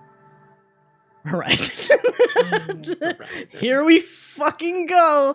So okay, once you get your first 4 people, it's now time to deal with Horizon. Yeah. So initially, it's like, hey, cool. Is that the Vermeer survivor? Wow. I sure haven't seen them in a while. I hope they're doing okay. Oh, you sweet summer child. Yeah, Kill Bill siren. I mean, truly, it really fucking is like that. It's the worst. But yeah, so, oh my god. I have to like parse my thoughts, but like, yeah, so okay. It's not a bad setup, right? You haven't seen the Vermeer survivor in a while. You want to see how they're doing. They place that character, whether it's Ashley or Caden, in a position where they're trying to help out the colonies that have kind of been like left in the dust. Like that's fine, cool. They're trying to help them be prepared to defend against what's going to be Reapers, right? But they're not quite set up yet. And the setup I don't really have a problem with. And also, as we can see here, we got Morden because you know, he's crucial to the plan. He comes up with the stuff that lets you not get zapped by those little fucking collector bugs and get frozen the way that everybody gets frozen. And I don't have a problem with that bit. It starts when we're actually on the fucking planet. So it's already kind of rough that, like, when you get there, it's already too late to do much of anything. So you bump into that one engineer that really sets the worst tone, because he's, like, blaming us for shit. He's like, you Alliance types, you're all the same. Fuck this. It's like, okay, dude, just go off and die, I guess, because, you know, doesn't matter if we fucking helped you guys at all, I guess. I also kind of wonder why... Did we not come across any frozen people? I guess we're in a position where it's just the three of us, and we're trying to suss out the situation, so we can't just actively grab people or transfer them out of there. So maybe that's not really a problem. The bigger problem I have is this is the start of starting to make Caden and Ashley like flip-flops of each other, which is annoying. For example, this scene right here. Does he need to be using fucking rifle? Could he not be using like biotic barriers for chance, or like fucking biotics that would actually be far more effective in like not getting bitten by shit? Like, I'm starting to get mad. He's thinking about it, but like they have to make them like palette swaps again of one another, and the weakest one of them technically is Ashley because she doesn't have biotics. So what does that mean? Only guns for whoever the Vermeer survivor is. And that will become really annoying to me when we talk about Mass Effect 3. No, that's true. Big fucking problem I have with that. I don't... Oh god, that's gross. Anyway, I don't like any of that. But the interaction after all this... So this stuff with the collectors, fine. It's a good setup to make you feel like we need to hurry the fuck up and we need to take care of business before more people are just whisked away in their paralyzed state on this big poop rocket, okay? So there's that. But I feel like the whole aftermath is not handled well in the writing. And I'm not saying just for the Vermeer survivor. I'm saying like for Shepard as well. Because this should have been the chance for them to just say, hey, what's been going on? This and this and this. Hey, you know, a back and forth actual conversation. Like, cut to like a more extended, like, a scene, for example, where, excuse me, you have like, where we're reviving the paralyzed people. We're helping them out in the background. And while we're doing that, maybe Vermeer survivor and me are talking about, like, how have you been? What's been going on? Not this, like, 1 minute thing where they come in, oh, you're part of Cerberus, oh, fuck you. Oh, wait, I'm not really explaining how I'm part of Cerberus. Oh, well, bye. You know, it's like, what? It's so terrible. It's over so fast. There's no attempt to be like, fucking stop leaving. Let me explain. Like, what the fuck? Like, you know what I mean? Like, it's not like we're on a timetable. Everybody's safe. The rocket is gone. Why do you have to end the conversation suddenly? Like, it's so bizarre to me that that's a... Horizon's... It's ridiculous to even have the character in that scene at all if that's all you get. Right.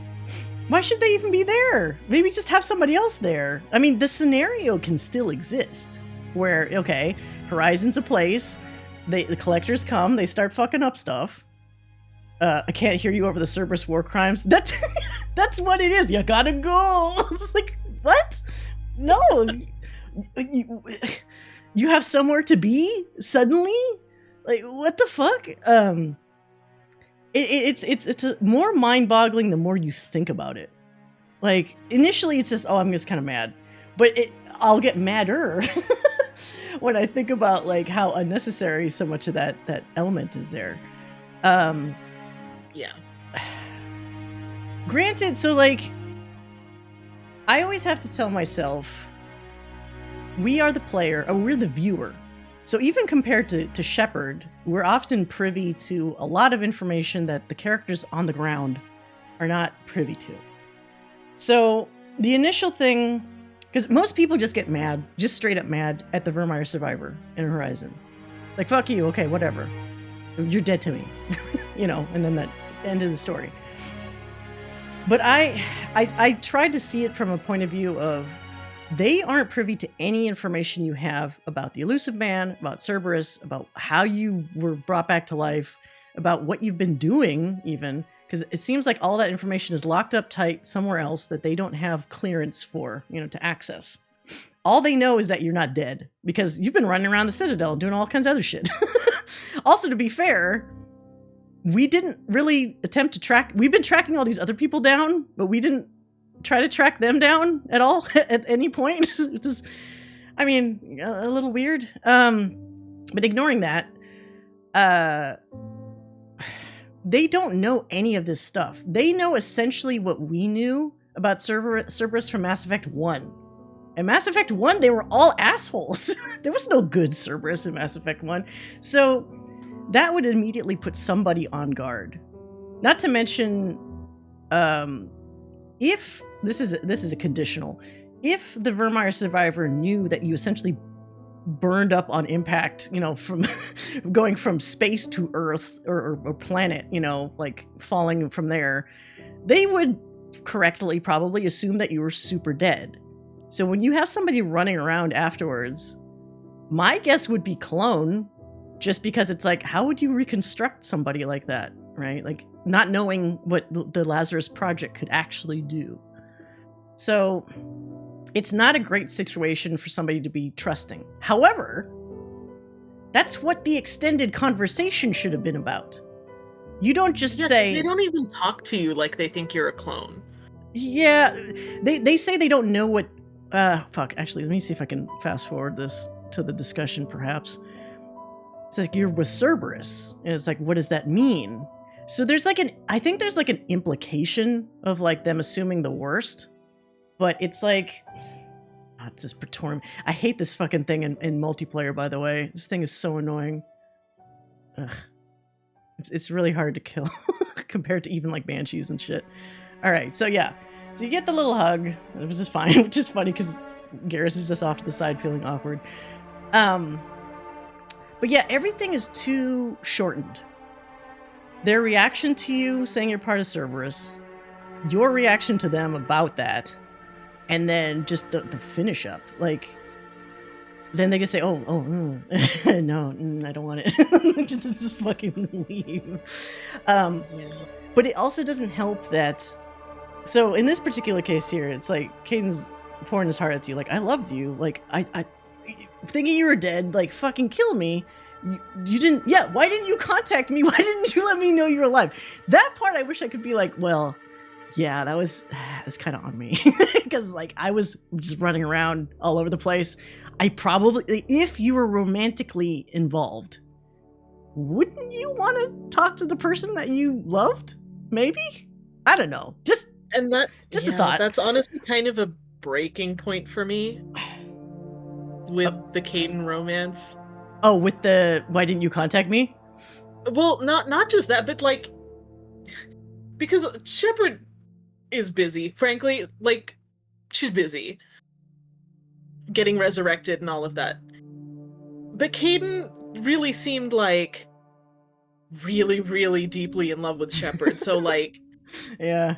To hear after 2 years that the person that you love is alive, wouldn't you do everything you can to find them? Or at least try?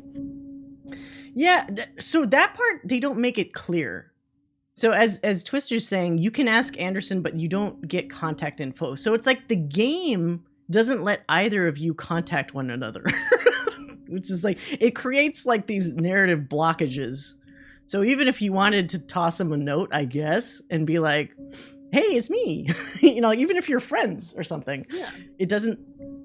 And it's one thing if, like, you know, you fail to contact, like, you just can't find them, or whatever. Yeah. Because, you know, it happens, you're in space, whatever. Yeah. Space is big. But there's no indication big of, like, any kind of... He just sort of says, yeah, I heard you were alive. You suck now. You know like, what? What is this? You know what's weird is that when I'm even thinking about and looking at some of these lines now, it's almost like the writers didn't know where they wanted him, or I guess in this case Ashley as well, to stand in regards to the relationship. Because it does seem like he was trying to give you space by not immediately trying to contact you, because he knows you're alive, right?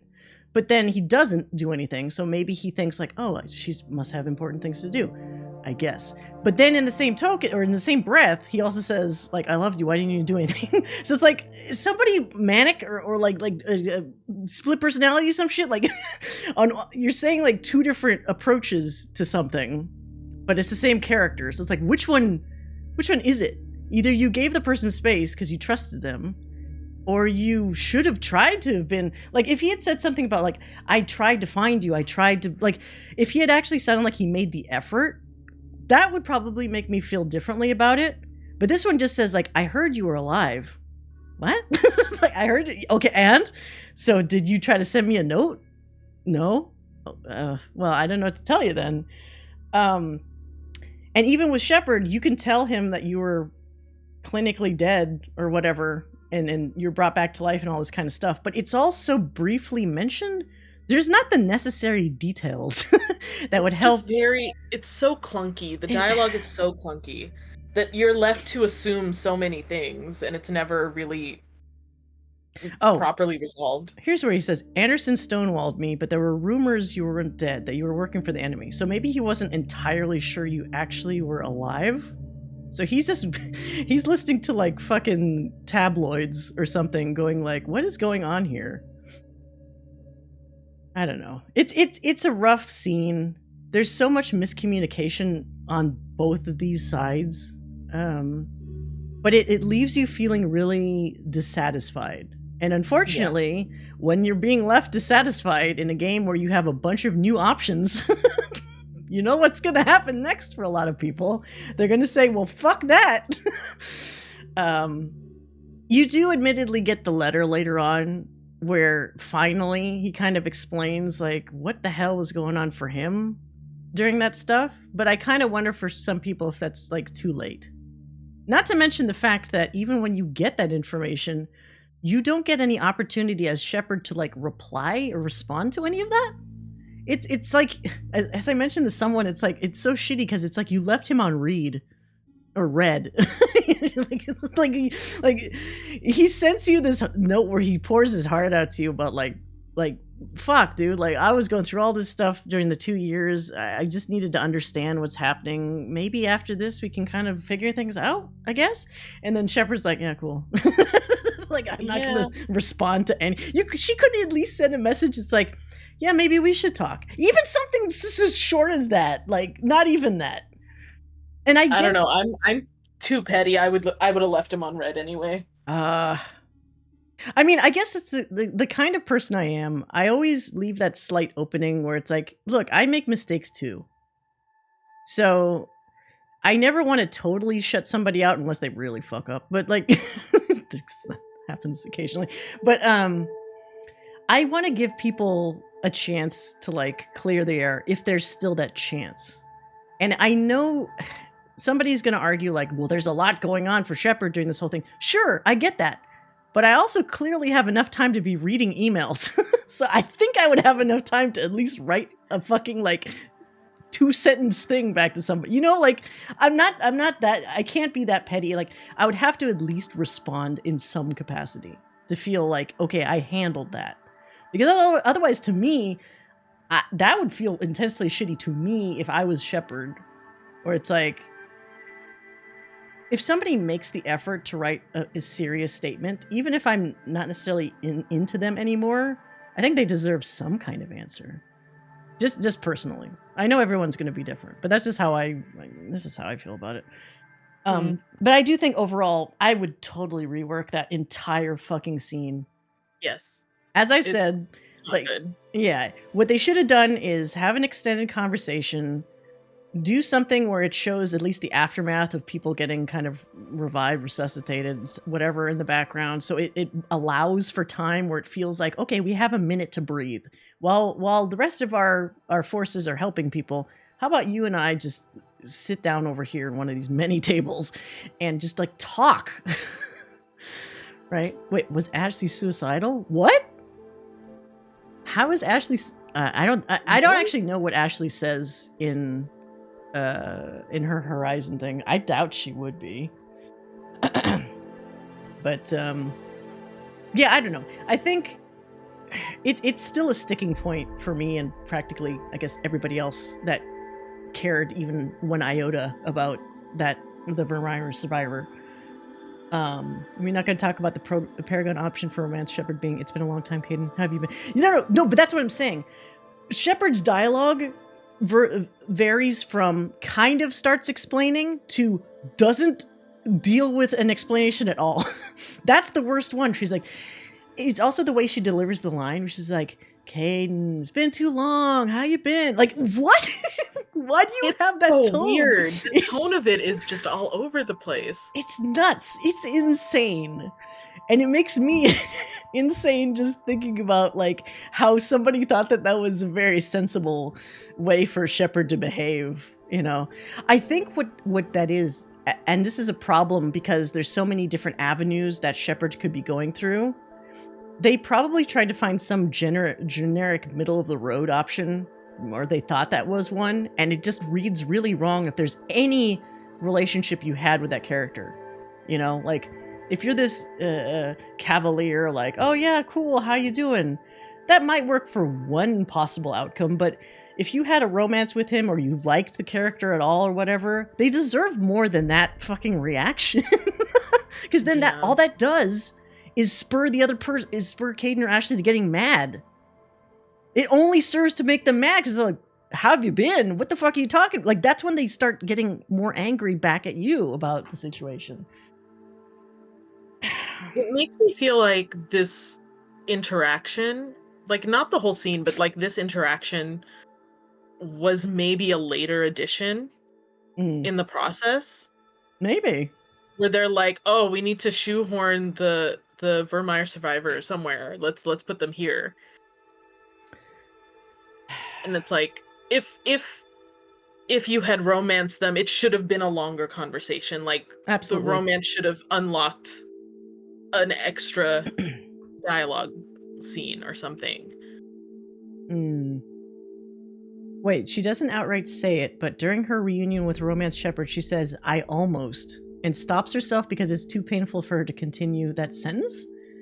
That is 100% suicide admission, full stop. Really? I have to read that. That's, wow. Okay, you're saying that Caden was too involved in the relationship. That means Ashley was like even more too involved with the relationship. And by comparison, he doesn't indicate any of that shit at all. No. Wow. Ashley has kind of an extreme personality. Yeah, a little bit. Yeah, it's rewrite the whole fucking thing.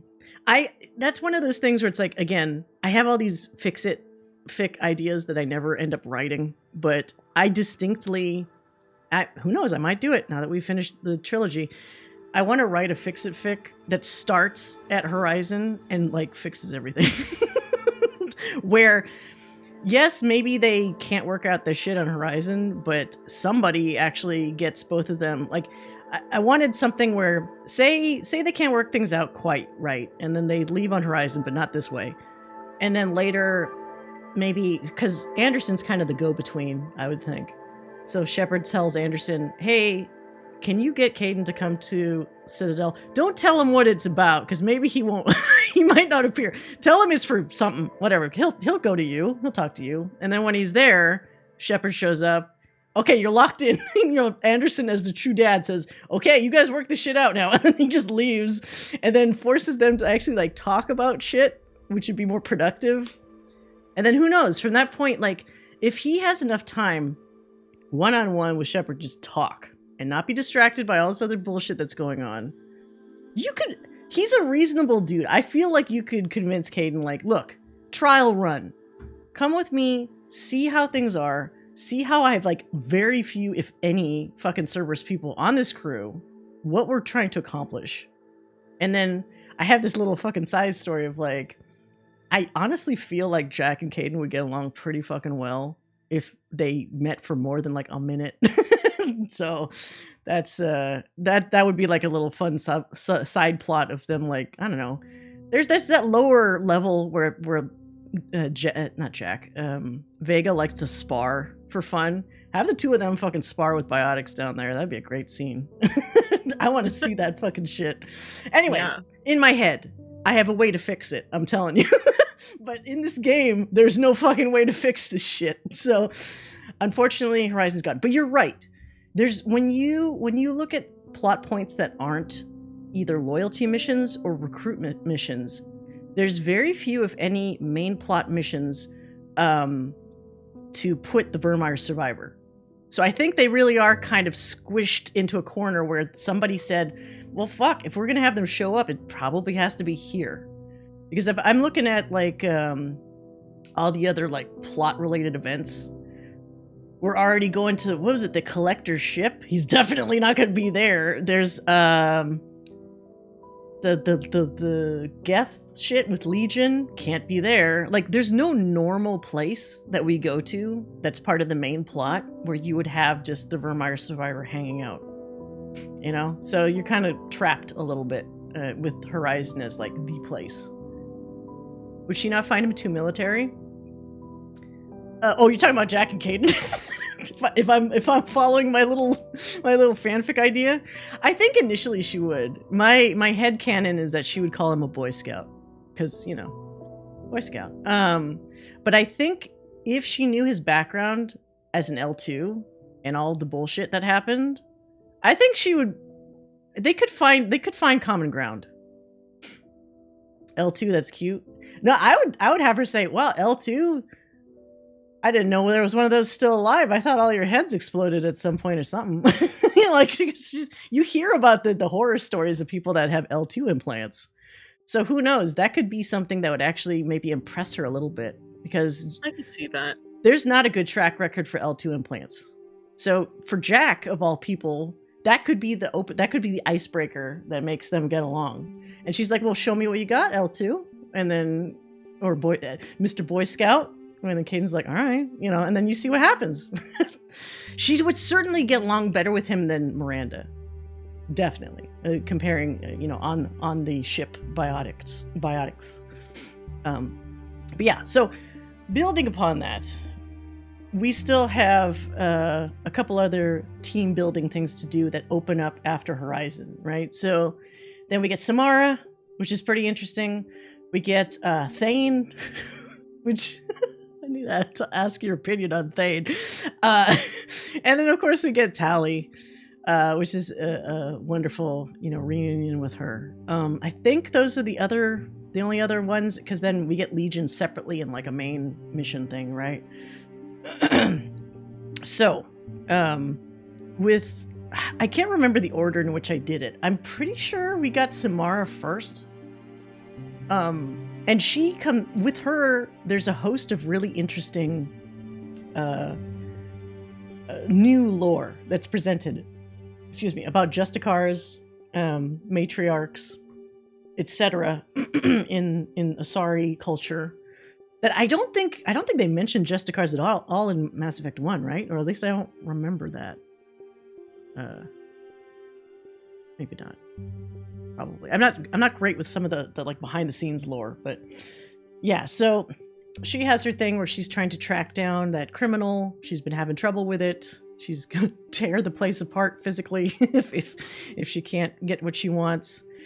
It's a surprisingly straightforward quest. It's not particularly, you know, like, all I remember was we had to talk with the police officer lady.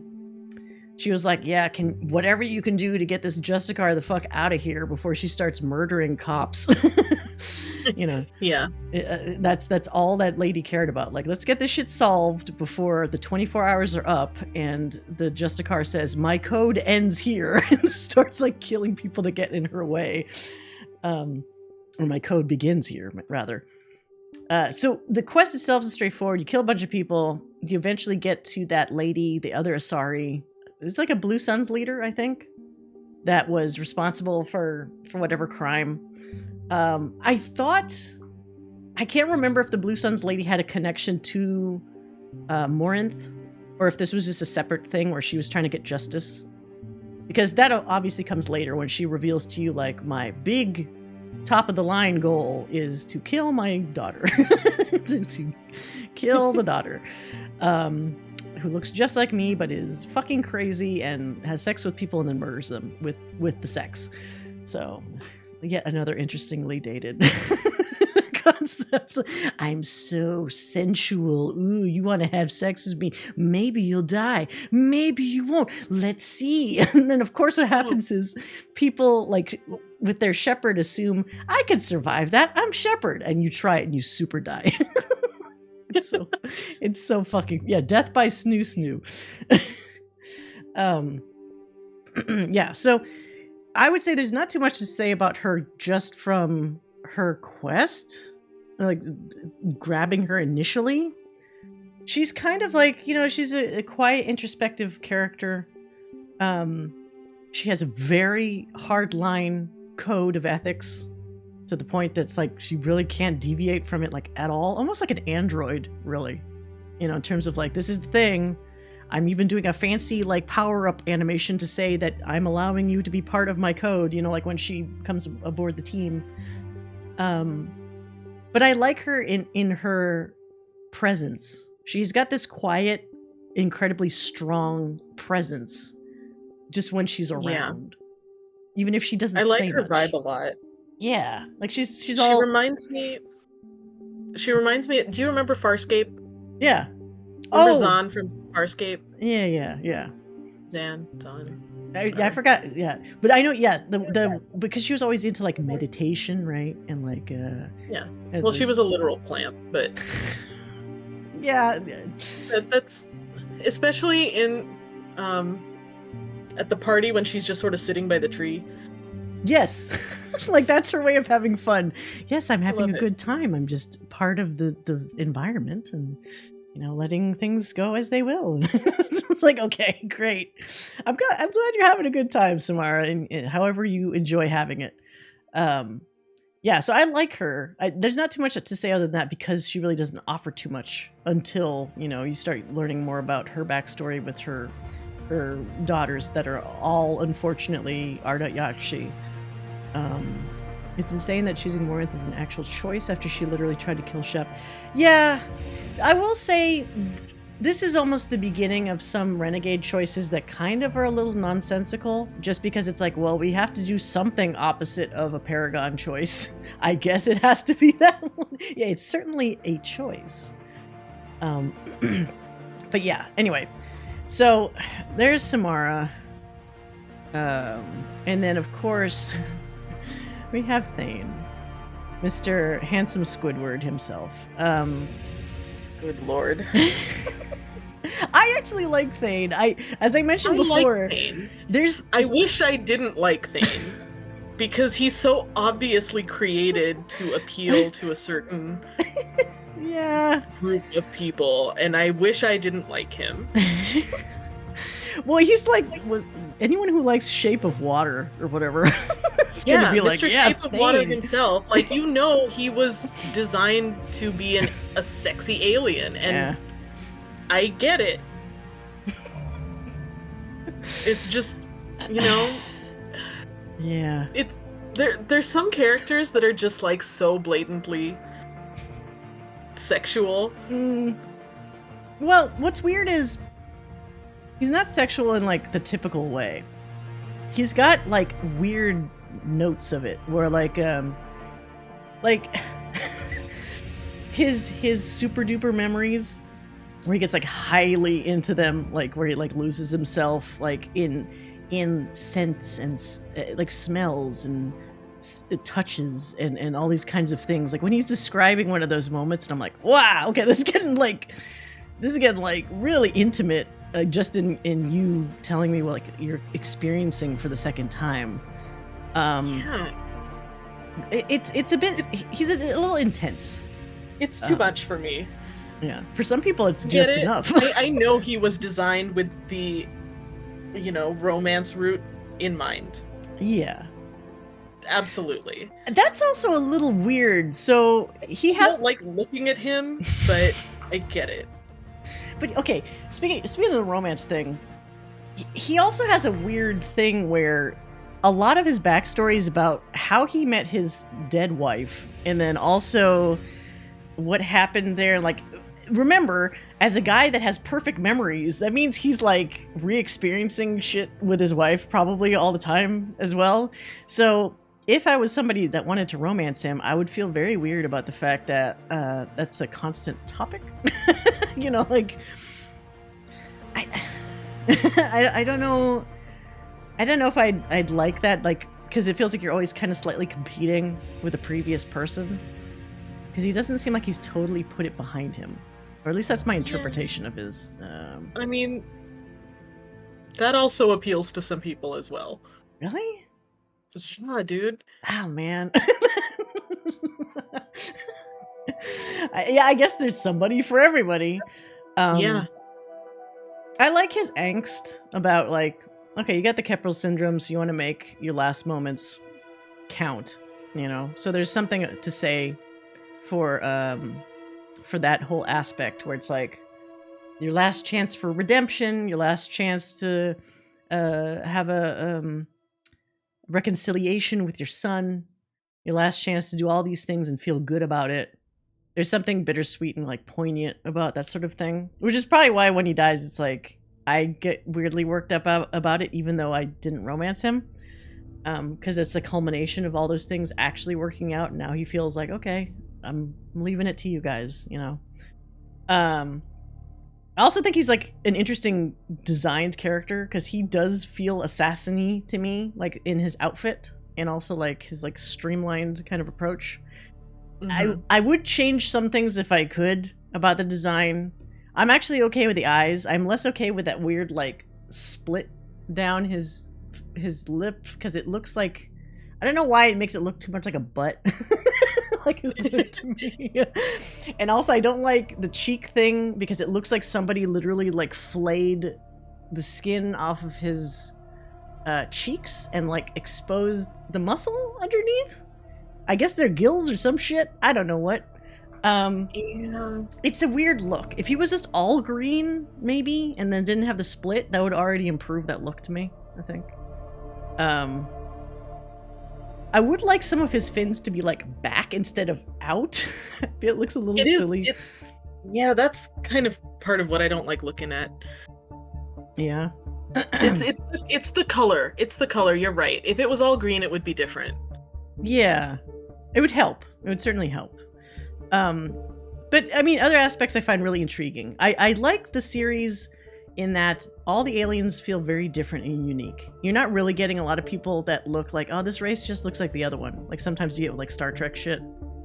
So I appreciate the fact that the design is so unlike the other humanoid aliens that we've seen thus far.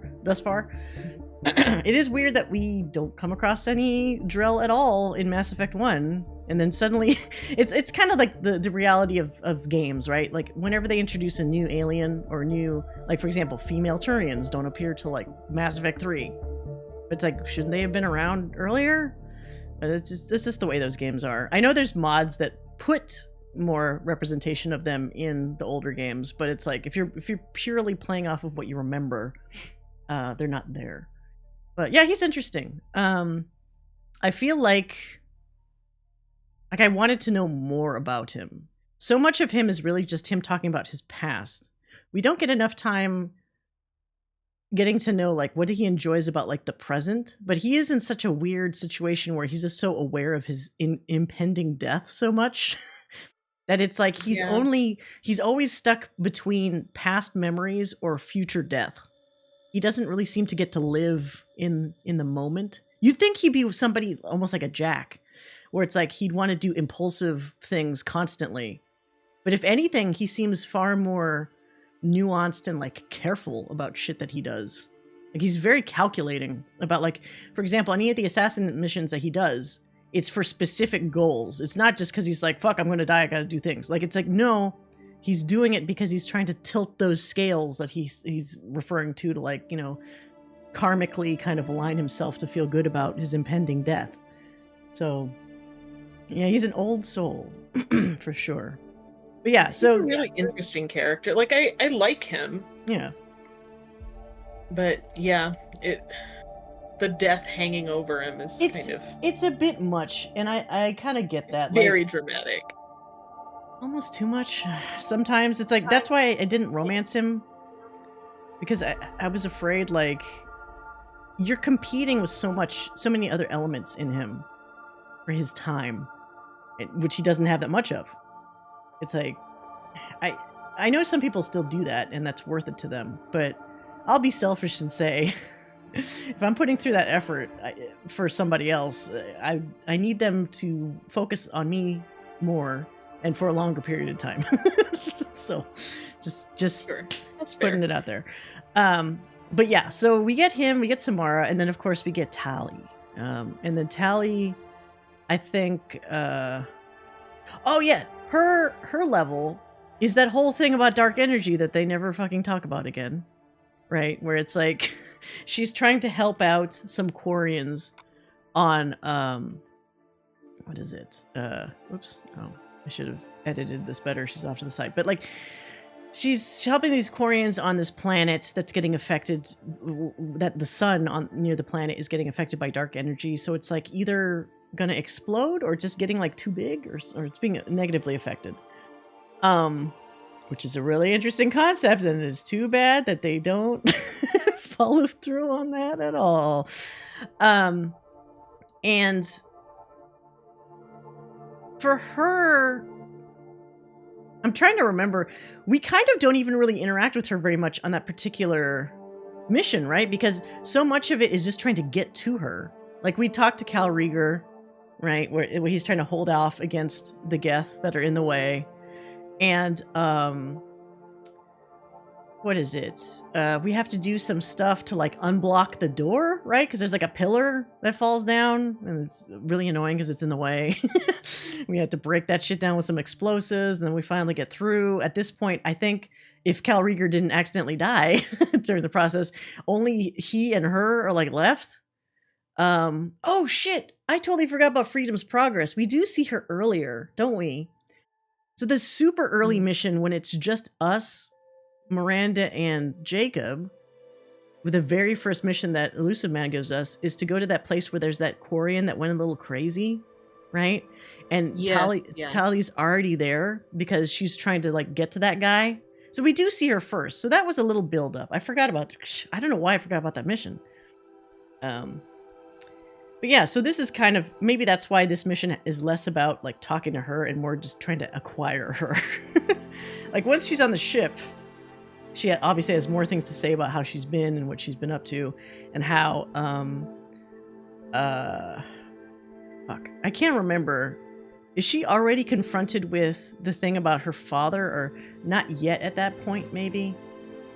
Because the whole loyalty mission with defending herself comes like after, right? I think so. Yeah, the Quarian that is also just like the dock worker. I'm gonna give you an early information that helps you save the day. Oh, yeah, I guess so. I mean, all the other Quarian characters are kind of like unimportant, to be quite honest. Cal Rieger is interesting just because he actually has a name that people seem to remember. They have a weapon that's called like some Rieger rifle or shotgun. It's apparently pretty good. So there's, and he's voiced by Adam Baldwin, which at the time worked, but isn't that guy like an asshole now? I can't remember. But you know, I feel like they picked him because somebody liked Firefly, and they're like, we need that voice for a no nonsense Quarian. That's perfect. Use him. The end. That's kind of like the general Adam Baldwin character, right? I think so, because he's got a very particular voice, and it doesn't do anything other than that. Which is weird. If you ever watch, there's like a Superman direct-to-video. I think it's like The Death of Superman or whatever. Oh yeah, where it's actually him as Superman's voice, and it's like, what? That sounds fucking weird. So weird. Let me do that. It's better. I didn't like that one. Yeah, not great. Firefly is good, although I don't know if it's aged well. Some of it's aged okay, but some of it has a couple of not. characters really have not aged very well. Yeah. Adam Baldwin made homophobic tweets and called out and got his friend to bully the people. Okay, I That's right, I do remember that. I remember something about like he sucks now, and I couldn't remember how he sucks, but that would suck. That would certainly suck. Yeah. So okay, we get Tally. Everything's cool. She talks about how things are not great with the Quarians, right? I mean, things are never really great with the Quarians because they're just perpetually on ships only, and you know they don't have a home of their own. But shit doesn't hit the fan yet about like how bad things are, you know, when she gets called in to defend herself. So we get those guys. Then we have the first thing with the first collector ship where I can't remember. I think this is definitely one of those initial times where you start to get pissed at the elusive man because he doesn't say it at the beginning, but I think after the collector ship mission ends, isn't there that implication where it's like, you knew this shit was going to be dangerous and you knew it was probably a trap and you made us go to that thing anyway. And then he's like, yeah, what of it? Basically. And it's like, well, fuck you. But that's the ship that I think they think is like turned off or like destroyed or some crap. And you go in there and surprise, surprise, all the lights start turning on when you get too deep inside the ship. The only benefit is I think you start getting information from the ship, right? Or like you collect, you visually get a sense of what the hell the collectors have been up to. But I think you also like grab some information. Oh yeah, he's not related to the Baldwin brothers like Alec Baldwin and those guys. Adam Baldwin. Different guy. Yeah, so there's all that stuff that happens.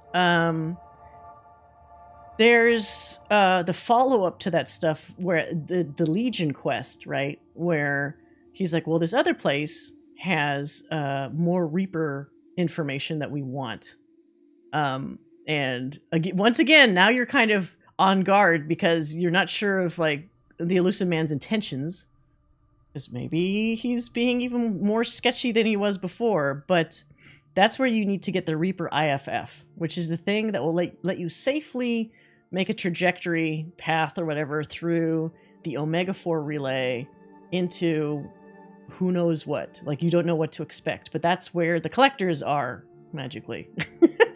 But along the way, of course, you come across this one amazing random Geth that questionably has an N7 armor on his shoulder. What a great design. Like, you'd think somebody was thinking like, okay, we're going to have a friendly Geth. How the fuck do we make him stand out from other Geth? Because all the Geth pretty much look the same. I don't know, make him a secret Shepard fanboy and have put a bunch of stuff on his shoulder from old Shepard armor. That'll work. And it works great. And he's awesome just because it's like, he's so mysterious. We haven't come across any friendly Geth up to this point. They've always just easily been almost like a mindless enemy. And now suddenly we have one that talks to us, that's respectful, that has all this new information, that is more than willing to share it with us. And it's a cool twist. Like, we came in for one thing and we left with two things, you know? Once again, similar to Grunt, there's the weird situation where you could just choose to never... I think, does he get, like, temporarily deactivated at some point during this fight? And it's like, you activate him again, so you can actually talk to him and see what's up. And if you're an asshole, you can take the advice of... Oh, God, is it Jacob's advice again? Either Miranda or Jacob has the advice of... Oh, no, they both have bad advice. Jacob just says space the Geth, and then... Yes, he does. Oh. And then Miranda says sell it to Cerberus or give it to Cerberus. So they're both like bad advice. If you do follow that is certainly a renegade move, and you can do it, but that means you're permanently locked out of using Legion, which is such a shitty thing to do. But if you talk to him, it's fantastic because he's a well-meaning kind of dork. My absolute favorite thing from Legion is that bit where it itself doesn't realize that it's a fan of Shepard, where you can ask it. I want to say him. It's not really a him, but the voice actor's a guy.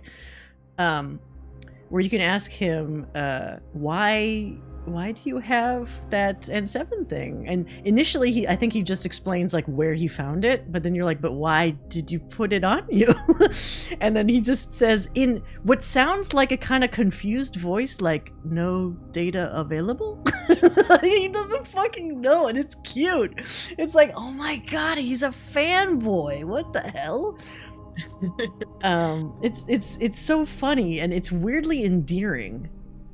The stuff that he talks about, because he's also one of the few, like, he's a Geth that wants to foster understanding and bridge the gap between organics and synthetics so that they understand why the Geth are the way that they are. Because the Geth think totally differently. They're a pure hive mind. Even the bodies that they use are just constructs. Like they exist like in the grid, you know, like some fucking Tron thing where they're not like, these are just constructs that they move around in. They don't actually need the bodies, supposedly. So a lot of that stuff is super interesting, new or updated lore that you might not have had at that point. So very interesting character, both lore-wise and just as a squad mate. So I like him a lot. Yeah, and it hits you, like, further into Mass Effect 3, it really hits you about his individuality, because up until this point, he always says, we, you know, royal we. But towards the end, he says, I. And it's like, that shit hits me hard when you recognize when that changeover happens, like right at the end, he is I, you know. It's something. So yeah, we get the IFF, and then of course at that point, it's gonna be the bad times, because that's when, weirdly enough, for some reason, your entire squad has to leave the ship so that so that the IFF can be installed. That's strange. No one else can be on the ship except these people that I don't know their names and Joker. and at that point, it turns out while all the cool people are gone, the ship gets yanked by the collectors, and they start collecting everyone on the fucking ship. Yeah, it's the hijacked. Yeah, that's the word. It is also annoying narratively because they don't give a really good excuse for why every single squad mate is like yeeted off the ship. So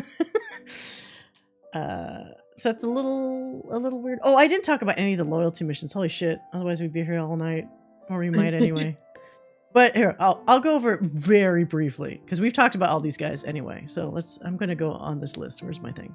We talked about Zaid's mission actually already. Morden's one is interesting just because we get more. As I mentioned, we start to see the cracks a little bit in how he views the genophage. Like initially, he's very gung ho about like genophage was a good idea, blah blah blah. Once Malin is starting to present possibilities of a cure. Initially, of course, he's super pissed because of what Malin's done to these Krogan, like physically, in order to experiment on them for the cure. It's pretty extreme for some of them. But you can start to see, like, he's not quite 100% on genophage good anymore. But that doesn't really bear fruit until Mass Effect 3. Still very important lore-wise. Garrus's quest is... surprisingly not, I mean, it's good for him as a character, but it kind of doesn't really matter related to other things, the way that, for example, Morden's quest is actually important related to other things. It's just him and his personal revenge, or not revenge, with Sidious. Not Sidious. Is his name Sidious? No, it's... That's Star Wars. That's not right. It starts... Sidonis. Darth Sidious. He has to kill him. Yeah, I would kill him too. Yeah, Sidonis. So like, that's a very minor thing, where it's like, shoot or not shoot. Forgive the guy because he's in his own personal hell, or kill the guy. Not too much to say other than that. I prefer to not kill the guy because it feels like if you do kill the guy, it starts setting Garrus down this more vengeful path that's, I think, ultimately not really good for him, personally. Yeah, I agree with that. Yeah. So there's that. Grunt. What is Grunt's loyalty quest? Why am I blanking out on what the fuck we help him with? Does he have a loyalty quest? Why am I drawing a blank on what the heck we help him with? Oh my god, I can't remember. Is it something? Oh, rite of passage. Right. Yeah. Yeah, he's got a dose of Ponfar. Yeah, he kind of is. He has to go to Tachanka to kind of let out all his aggression. I forgot about that. That's right. Yes, oh, the Thresher Maw. Ponfar. But not sexual. Just like, yeah, Thresher Maw. Yes. So that one's also pretty straightforward. It's fun to help him. You get a little bit of lore about Tachanka, like what's happening there. I don't think we hadn't actually physically been to Tachanka in Mass Effect 1, right? So it's like our first time actually touching it, seeing what's going on. It's a big dirt pile. Yeah, so that's good for him. For Jack is far more interesting with the loyalty quest because we get lots of lore about experimenting on children biotics in the worst ways possible. Like, it was already bad enough, all that nonsense they were doing to Caden and his friends, but this is like 20 levels worse. We're like physically doing awful things, and weirdly awful things, so that they sort of craft like one perfect person, but it costs like tens of other kids in the process. Very inefficient, for being honest about developing a fucking killer biotic. But really cool to see her take on things, and also kind of interesting because, you know, that one dude that's there that knew her, it kind of makes you wonder if, I mean, not to say that there wasn't awful stuff done to her, but it also kind of makes you wonder if she's a slightly unreliable narrator about stuff. Because she's like, I had to do this and that, and then you realize there's certain things like, you know, the one-way mirrors, or like the other things about kids, where it's like maybe she didn't realize or want to think about how rough the other kids also had it, because she always just assumed like, I had it the worst, so therefore they weren't as bad, like, or fuck them, you know. So there's seeing a more rounded image of that is kind of interesting, and it fills in her character a bit more. She's still prickly as fuck even after you get her loyalty. But what I found funny is that when I was kind of put out, I was like, okay, I'm done with her fucking around with Shepard long enough. I'm gonna say some renegade lines to her. She actually seems to respond better when you're renegade to her than when you're Paragon. I think she does. It's the tsundere thing, where it's like, if you're nice to her, she maybe thinks that you're coddling her or something, which even if you aren't, she just takes it that way, which is so fucking funny. So that's perfectly in line with her personality, to just automatically reject someone being nice to her. Yeah, I think so. That's kind of funny to me. Yeah, so there's that. Miranda's quest is... it's a little predictable. I mean... That's the one where it's like she thought she had the one last friend, and it turns out now he's also shitty too. And, you know, your sister's somewhere. Let's help your sister out. Oh wait, no wait. Is that? Yeah, that's Mass Effect 2. For some reason I was thinking Mass Effect 3. Oh, that's right, because that's the same, like 10 feet away from where that quest starts. There's Conrad Werner at that bar acting like a fucking idiot. We didn't even talk about Conrad Werner. Oh well, that's fine. We also didn't talk about Liara's corruption arc. Oh, well, that's because we haven't talked about the DLCs. Yeah. Oh my god, how are we gonna we haven't even got to Mass Effect 3. I'm almost thinking maybe like we'll definitely obviously talk about Mass Effect 2, but we may need to shift, if you're free, we may need to shift Mass Effect 3 to like Monday night. I think that'll be better. Because otherwise we're going to be up to like 6 a.m. talking about this shit. You're still going to be streaming at like 7 a.m. then I will be passed out. There's too much. I just realized there's intensely too much to talk about, which is great for if you viewers are enjoying this. Be sure to follow us, because we'll be talking about this even more Monday. We're not done talking about Mass Effect 2 yet, so we'll keep talking about it. Okay, so yeah, Liara's quest. We'll talk about the DLCs, because that's a whole other bucket of worms, because most of Liara's stuff is like in the Shadow Broker DLC pretty firmly. But we do see her a little bit before that, and you get the glimpses of like, oh, she's been doing some shady shit. Like while we've been gone. She initially hugs you like, oh, it's been so long. It's like you already sense she's not as like innocent sounding as she was before. So that's already like a slight red flag, like what have you been doing? And you're on Ilium, which is like the respectable Omega, you know, where it doesn't look like a trash pile, but under the scenes, you know, or under the radar, people are doing all kinds of sketchy shit. That's kind of illegal. It's like super illegal. Yeah, but it just looks nice. Yeah, so yeah, the white collar Omega, very well put. Yeah, exactly. Yeah, so we initially see Liara. We'll elaborate on that in a bit. But the Miranda stuff, I feel bad for her, because it's like she doesn't know that many people that she trusts to begin with. And maybe at this point you can kind of add Shepard to that list, maybe. But still, like, we haven't completed the loyalty quest yet. So this one last person she trusts is trying to help her move her sister somewhere else safe, where she claims, I don't know how this would be possible, but definitely if we move the sister here, then the father will never find her then. Like, come on, Miranda, you're smart, right? How would that... Yeah, whatever. We find out that's definitely not true later, but whatever. And then it turns out that the guy is so weird. So first of all, he didn't tell the father where they were moving the daughter, but he definitely he still had his own agenda, where he was going to eventually tell the dad anyway about the daughter. Like, fortunately for us, he didn't already tell the father ahead of time, like, this is the location that the family's getting moved to, blah, blah, blah.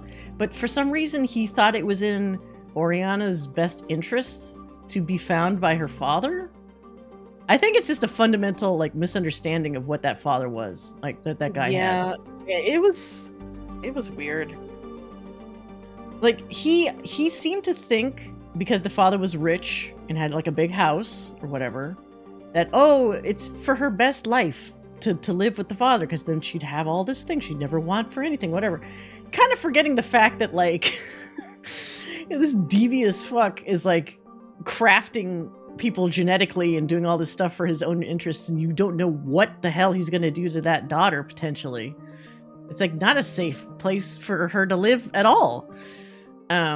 So he's lame. And then even if you don't straight up let her kill him, he dies somehow anyway, right?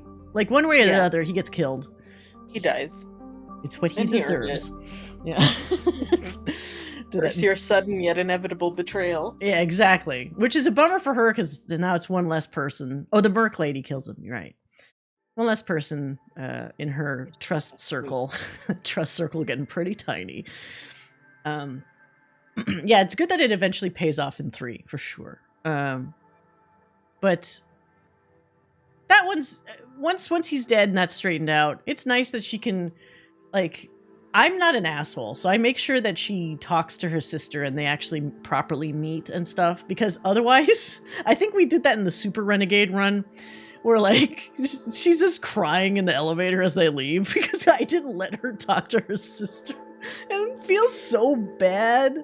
Like I feel like some of the Renegade stuff is unnecessarily shitty to people, to other people. It's like everyone else is Shepard's collateral damage, sometimes emotionally, you know? Yeah, like some of the Renegade stuff has, you know, the same problem as some of the like dark side stuff in KOTOR, where you just have to be kind of a psychopath.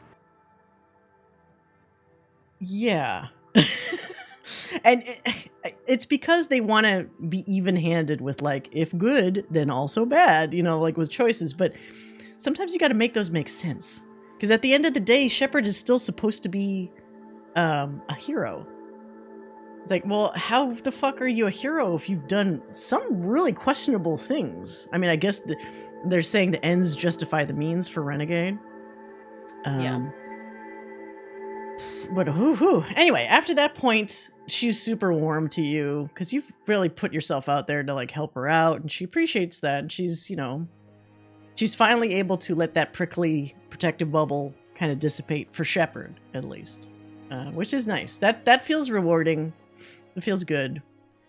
What does not feel good? this fucking Jacob loyalty quest. I can't see you because I'm seeing a cat, but I can see you sigh and roll your eyes. Yeah, I did. I absolutely did, and I do every time I have to look at Jacob. It's so fucking crazy. Like, I had to like pause just to collect myself. Like, who thought of this quest idea? It's a heavy risk, but the prize. Yeah, that fucking romance line. I will never romance him, but that fucking line just destroys me because it's so over the top and ridiculous. By the way, who is the voice director constantly telling him to try to make all his lines sound sexually delivered? Like sometimes he says something, but it's like with a weird twist. Like, look, we make jokes about like Caden sounding like fucking like sex man like 24/7 with his lower like register or whatever, but it doesn't read the same way as some of the Jacob stuff, where it's like he sounds normal initially, and then through half of the sentence it goes like sexual sounding when it's sometimes like a normal conversation. Yeah, it's a weird like sex trap. Honey trap? Is that what? Well, no, because it's like it's not even flirting. It's just all of a sudden it's just like kind of dirty, and I feel gross. Yeah. I don't like it. Unclean. So we get some kind of clue. Is it from the elusive man? Because he's such a fucking prankster, that elusive man. That Jacob's father is somewhere, right? And Jacob goes, holy shit, I don't know where the fuck my father went. Stereotypical black father. He ran off when I was a kid, and supposedly for my own good, but questionable.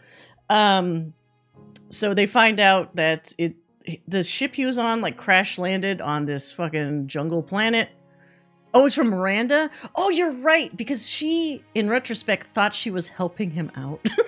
Right? Because I know she apologizes or something. She's like, dude, I was trying to help. I didn't know your dad was some sex deviant. I'm sorry. I was just trying to be a good friend. Yeah. Like, I could totally see that that's how that conversation would go. Oh my God.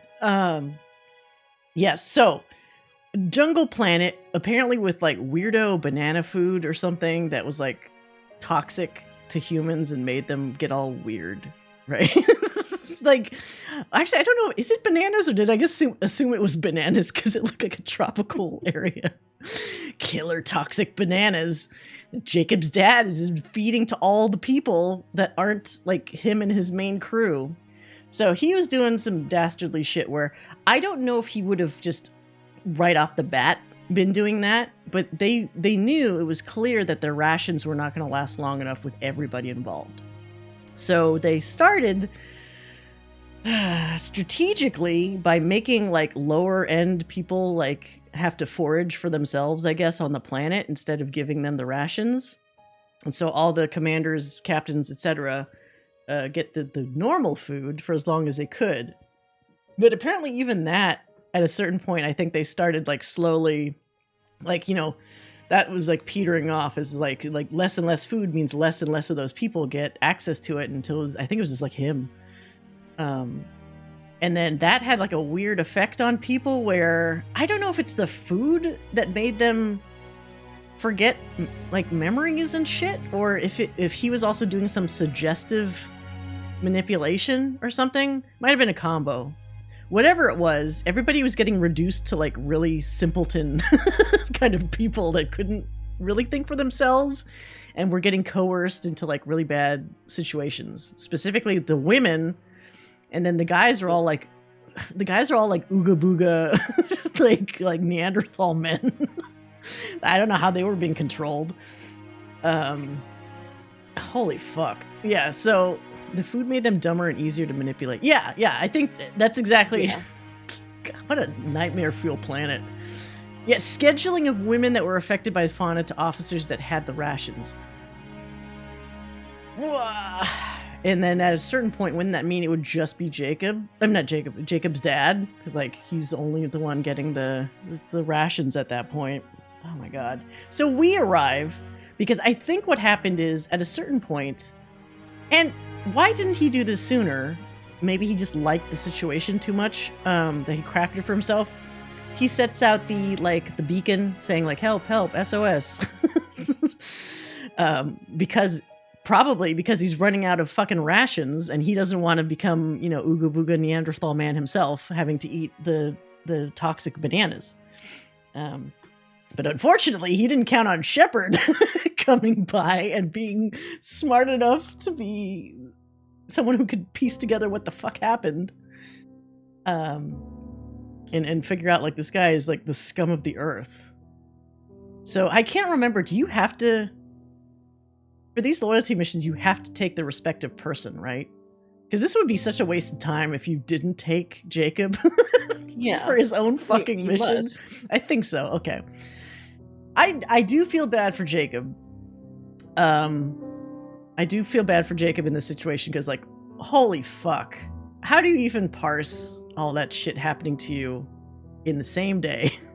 Hey, here's your long lost dad. Hey, he purposely abandoned you. Oh, hey, also he made a fucking ooga booga sex cult on an island that he controls himself. And he's happy with it. So absurd.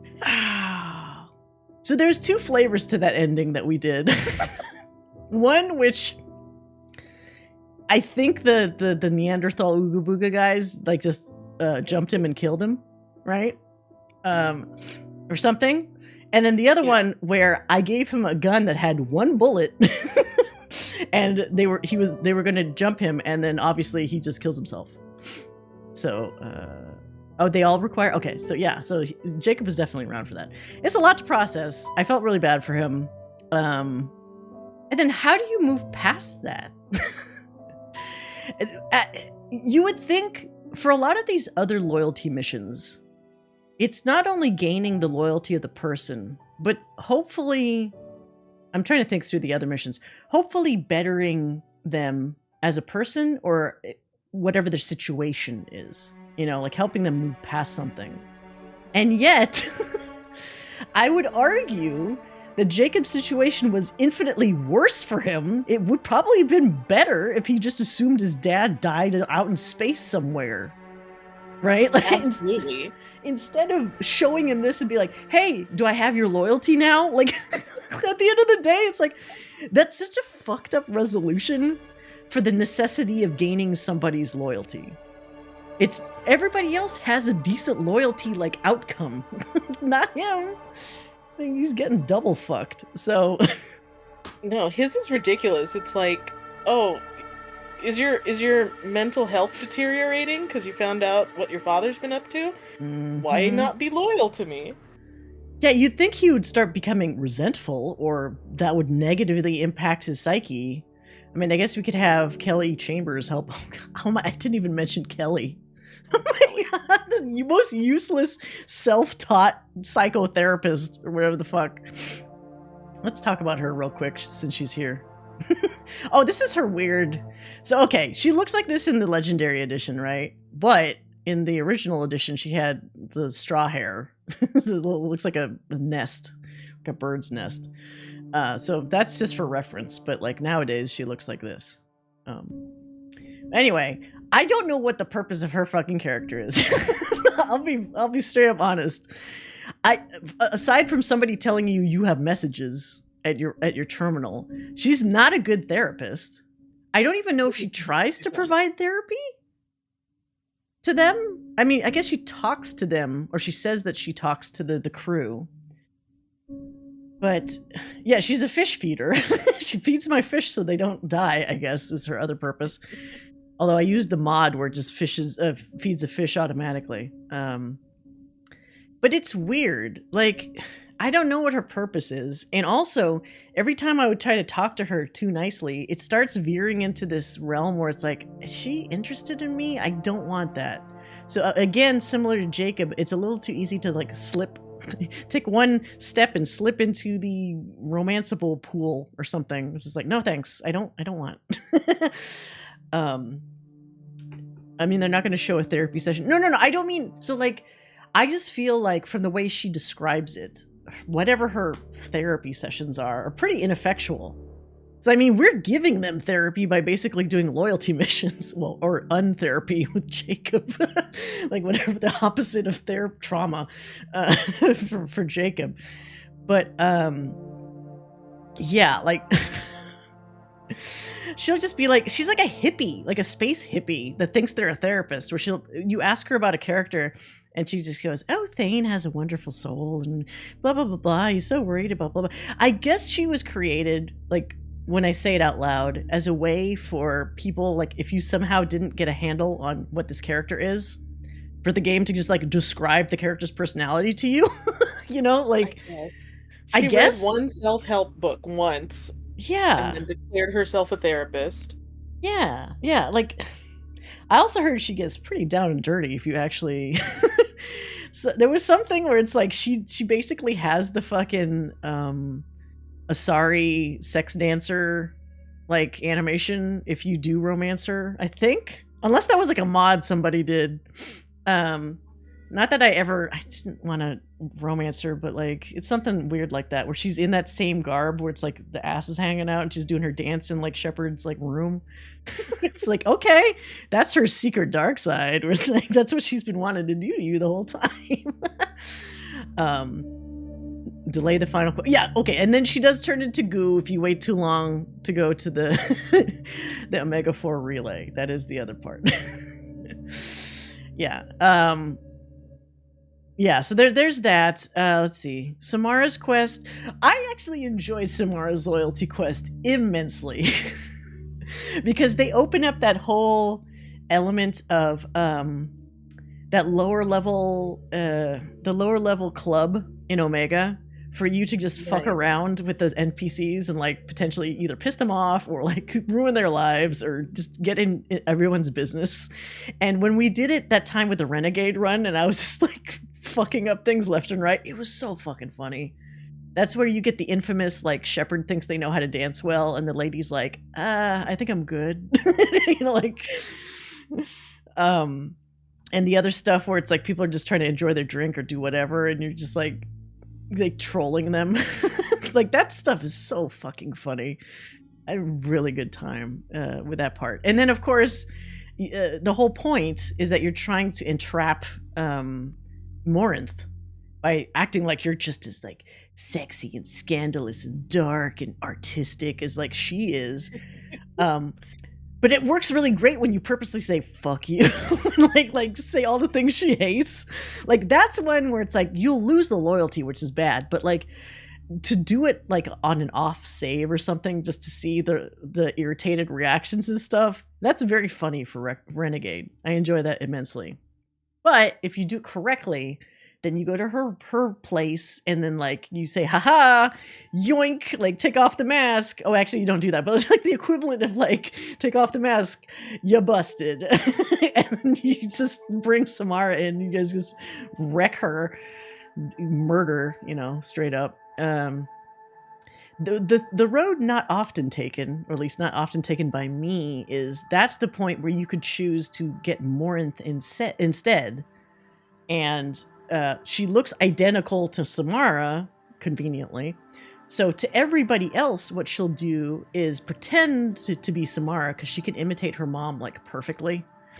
But secretly, she's fucking Morinth. She's insane and never accept sex from her because she will literally burn your brain out from the inside out. So yeah. It's so funny too that they let you do it because it's like the game is like, we warned you. And you still were too horny for it anyway. I'm sorry. This is what you get. Reload your save. That's all it is. You can give her such pretentious dialogue to win her over. Yeah, like you're definitely playing to her interests. And I was like, I felt like I was probably rolling my eyes with all the stuff that's like, what does she shop at, like Hot Topic, the kind of stuff that she wants to hear from you when you do it right to convince Morinth to come to the apartment. Yeah. But other than that, I liked the quest overall. There's a lot of variety in that particular quest. It's not really combat. It's just exploring and getting to know characters, and that's It's pretty fun.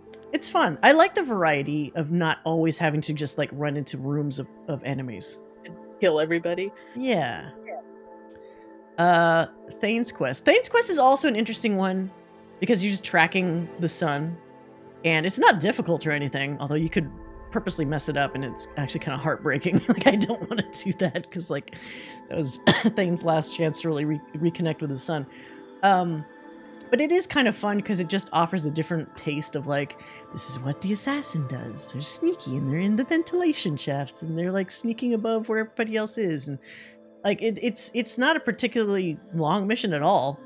But I would say like acquiring him, that mission actually probably takes longer than other people's like acquisition quests. So maybe that's why they even it out with a loyalty quest that's relatively short.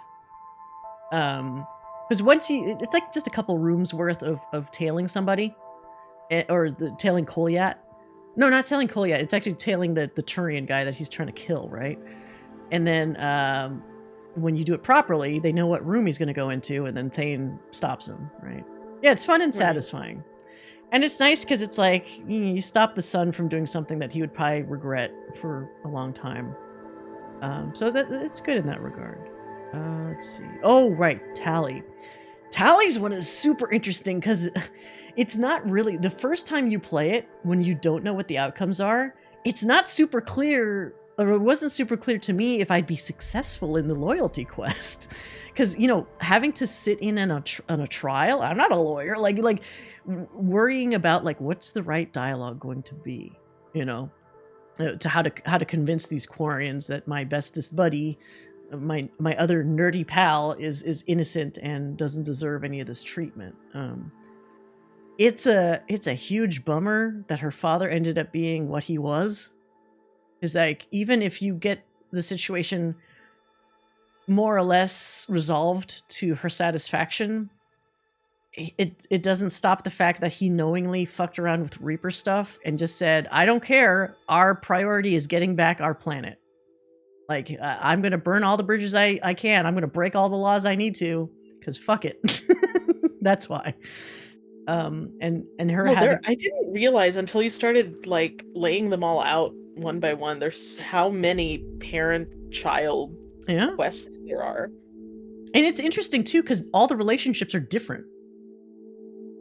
Like, no two parental relationships are, like, the same. Oh, but they're all traumatizing. Yeah, I would at least say that the Thane one is not bad because the father is good. The father's wanting to help the son and prevent a mistake. Although, to be fair, he's also dying. Yeah, that's true. Like, he's fine in the quest, but it does imply that, you know, the reason that they have to reconcile it all is because he wasn't fine, you know, when Kolyat was younger. Because he was so involved in doing assassination missions like all the time and not tending to his kid.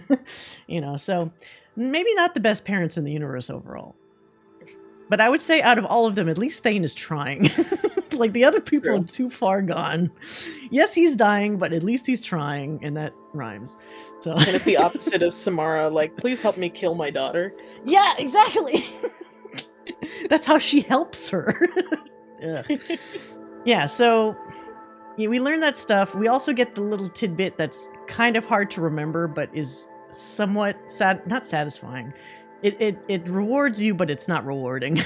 to pick up on the mother that was part of that crew that left the farewell letter to her son and father, or like a husband, I mean, about how, like, I'm sorry I did this. I'm sorry. What is his name?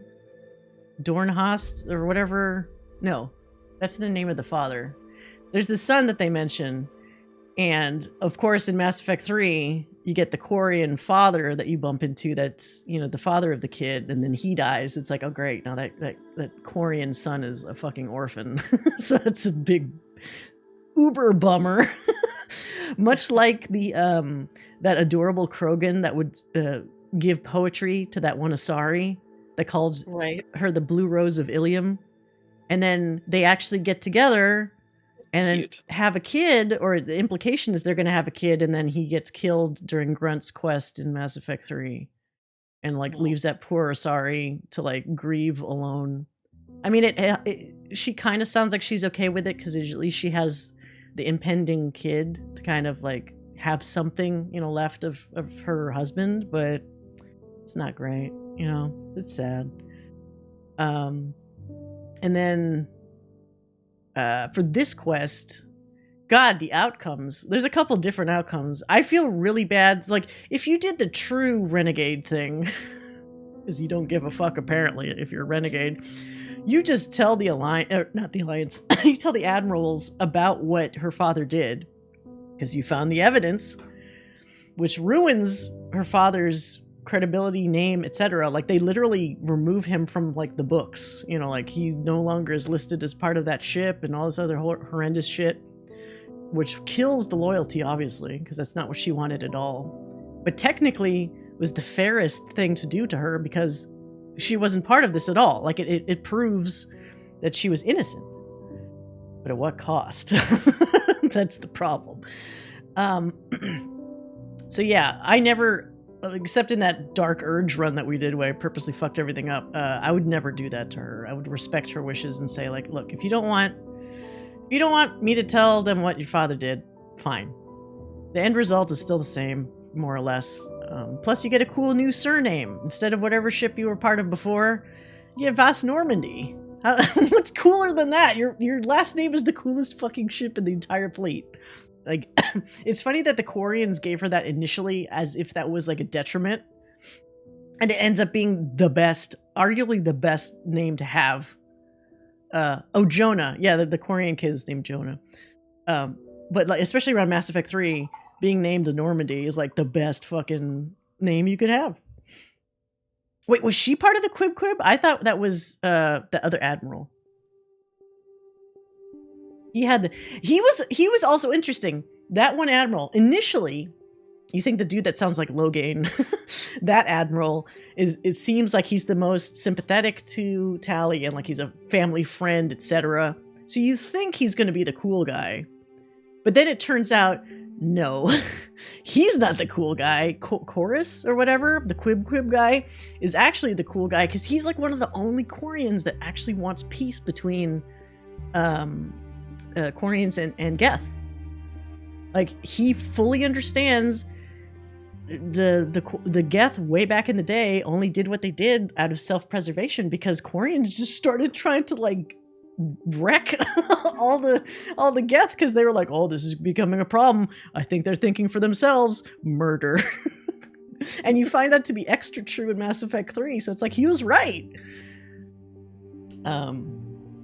Yeah, it would have been interesting if Charm Intimidate wasn't available during Tali's trial, like if you actually had to present. So that's what I thought was going to happen. They almost kind of make it too easy by if you have like bazonkers, Paragon and Renegade levels, which I did apparently this last time, like just do red or blue, whatever. But if you had to navigate the correct answers, that would be an interesting difficulty mode for that trial, I think. But they didn't do that. Excuse me. He's the only one that sees the reality. Right, the Quib guy actually had a very level head about the whole thing between Quarians and Geth, and meanwhile everyone else is out for blood. The one that sounded like Morrigan just wanted to experiment on all of them. And then the Logain guy wanted to... Geralt or whatever, he just wanted to just wipe them out entirely. Like, that was his cure for the conflict, which is, you know, holy shit. Anyway, yeah, so there's that. The Legion one, is the Legion one the reprogramming of the Geth, I think, right? Or is that actually a plot related thing? It might be both, maybe. Because I remember we did have that thing where it's like you go onto one of the Geth ships or whatever, and then you have an option to reprogram or you destroy them, which is an interesting dilemma, because you have to, like, I always have to consider, like, you need to consider the Geth as different than just living beings.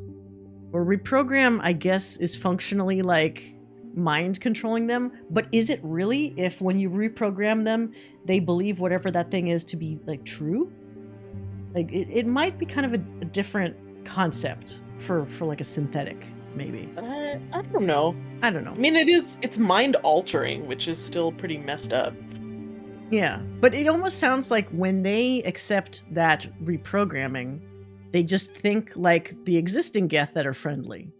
Which is like, does that mean they understand things the way that those Geth do? So like it wouldn't necessarily be, I don't know, it's a weird gray area for me where it's not super clear. I just know in terms of war assets, if you destroy them, there's obviously less Geth to help you later on. So if I was being strict about it, and we need all the help we can get, you fucking reprogram those things, you know? But if we didn't know that the Reapers were impending, that would be a much stickier situation. And what sucks is I would absolutely defer to Legion's judgment, because he's part of my team. I like him. He's my robot son. So like, what do you want to do, Legion? But they purposely make him not commit to an answer one way or the other. It's like, okay, ball's in my court then, I guess. Yeah, so not bad. It presents an interesting dilemma. I do feel like it's not until Mass Effect 3 that we get a much better general understanding of like what the hell happened from a Geth point of view back in the day to cause them to have to revolt or, defend themselves, whatever. It would have been kind of nicer if we got a bit more of that front loaded into Mass Effect 2. But, I guess better late than never, right? So yeah, I think that was all the loyalty missions, right? Am I missing one? I don't think... No, I think we talked about all of them. Okay. Yeah, so after you do all of that, and hopefully you didn't do all of that after you got your ship back from the collectors, because that means you did so many quests in between the IFF and going to the Omega Relay that your entire NPC Normandy crew is goo, because it took too long. By the way, they don't make any indication game-wise, aside from people saying, we got to go to the Omega Relay right now. I don't think they make any indication that the longer you wait, the more people die. I mean, in real life, sure, that would be a no-brainer, but this is a game. So of course your concept of time in a game is totally fucked. And we've done other missions in the past where you could just sit on your hands for like a half hour and it wouldn't matter. So it is kind of a little bullshit that they suddenly toss in a timed mechanic, or at least timed in the sense of like how many missions you do. It's like, that's dirty pool by BioWare. But I guess it does raise the stakes, and it gives you a good reason to do like a replay at some point where you're like, well, fuck it, I'll just go back and do it properly this next time. And then of course, before all that stuff, you sure as hell better have been upgrading your ship, because then that's the other thing that they kind of hint at, but not really, that if you don't fully upgrade your ship, those parts of the ship that weren't upgraded end up getting somebody killed. And I think the priority is usually like whoever wasn't loyal, followed by an unnamed list. Like in the game engine, there's like certain characters that are more likely to just eat it than others, right? Which we found out the hard way when we did the all renegade run. Fucking Garrus just getting speared to death with that beam of metal. Poor Garrus. Oh god. Everybody else, it's like, well, you were in that part of the ship where you probably should die, I guess. But like, he got killed in some random place. It's because it's like, we just gotta kill him. Like anybody that was so immediate. it was so, and it startled me. I think if I look back at the VOD where that happened, I was like, oh no! You yelled. You did yell. I was so startled. Well, especially because so many games have dialogue indicating that you're in a crisis, but you can still go off and conquer. Right. So everything we've essentially been taught by this game up to this point is that time, not important. Not really. Until time, very important for this section. So whatever, it's fine. It's a little trolling on their part, I think. So yeah, we do the Reaper jump. If you did your homework and you did all the upgrades, you actually do a pretty kick-ass entry where you dodge and you bob and weave and you blast a collector ship and you kind of get everything accomplished and you protect yourself at the same time. You still crash land onto the collector base, but everybody's in one piece and you're ready to like properly attack everything, which is good. That's the best you could hope for. And then comes the suicide mission, the thing that everybody's been like waiting for.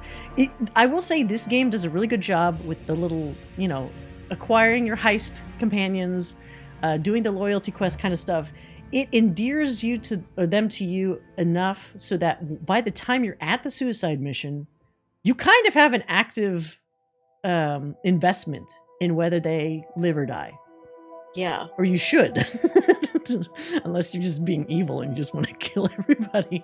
I mean, I was invested and I wasn't even playing it. Right.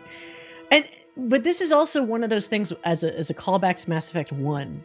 I wish there had been more like, hey, let's do a mission with this squad mate. Let's do a mission with this squad mate. So that we get that same benefit of the more time you spend kind of one-on-one with a character, you just naturally get to like them more. And we just don't have that. It's like everybody's lumped into the same room, basically, in Mass Effect 1, and you don't get enough uniqueness.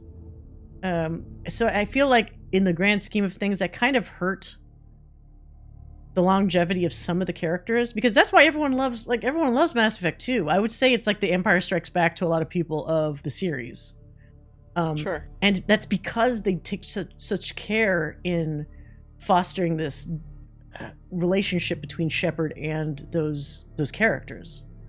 So if they ever redid Mass Effect 1, the only thing I would recommend is that you insert some side story kind of quests where you can bond better with your respective crew.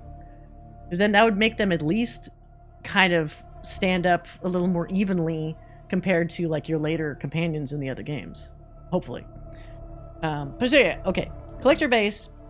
Then you're provided with the choices. And the crazy thing is, back in the day when this was, the original game, I can't remember. Yeah, at some point everybody always comes up with the walkthroughs of how like the optimal things to pick, blah blah blah. But at the time, it wasn't super clear. Like when you're just playing it blind and you don't know who the optimal picks are, it's kind of nerve-wracking because you're not sure, like, shit, I hope I picked the right one. And it doesn't help that they purposely throw you some curveballs. They, on 2 different occasions, so the first part with a tech expert going through the tunnel, Jacob randomly volunteers. He's like, practically a suicide mission. I'm in. It's like, it will be a suicide for you if you fucking go in that tunnel. So bad choice, but it makes it sound like maybe you should pick him. And then during the biotic bubble segment, Miranda goes, well, in theory, anybody with biotics could do it, and especially me. It's like, okay, so Miranda might be a good pick? Absolutely not. Absolutely not. So it throws you those curveballs pretty well. Because I guarantee you somebody probably picked Miranda. Maybe not Jacob, because when has he ever proven that he's like a hacker or like he's good with tech? Not really. But the Miranda thing, because we've been told time and again in this game how she's like genetically superior and she's got all these like assets and whatever. Like you think, okay, so she probably could handle it, right? So when she doesn't, it's kind of it's going to make somebody go like, what the fuck? I was betrayed. You know, yeah, I thought that should have worked. But yeah, So I have a question for you. Yeah. Do you think that of all 3 games, this is the one that makes the best use of the choice mechanic? Like in general, your choices? Like in general, just like, across the board, is this the one that makes the best use of like you, the player, shaping the way the game? I think so.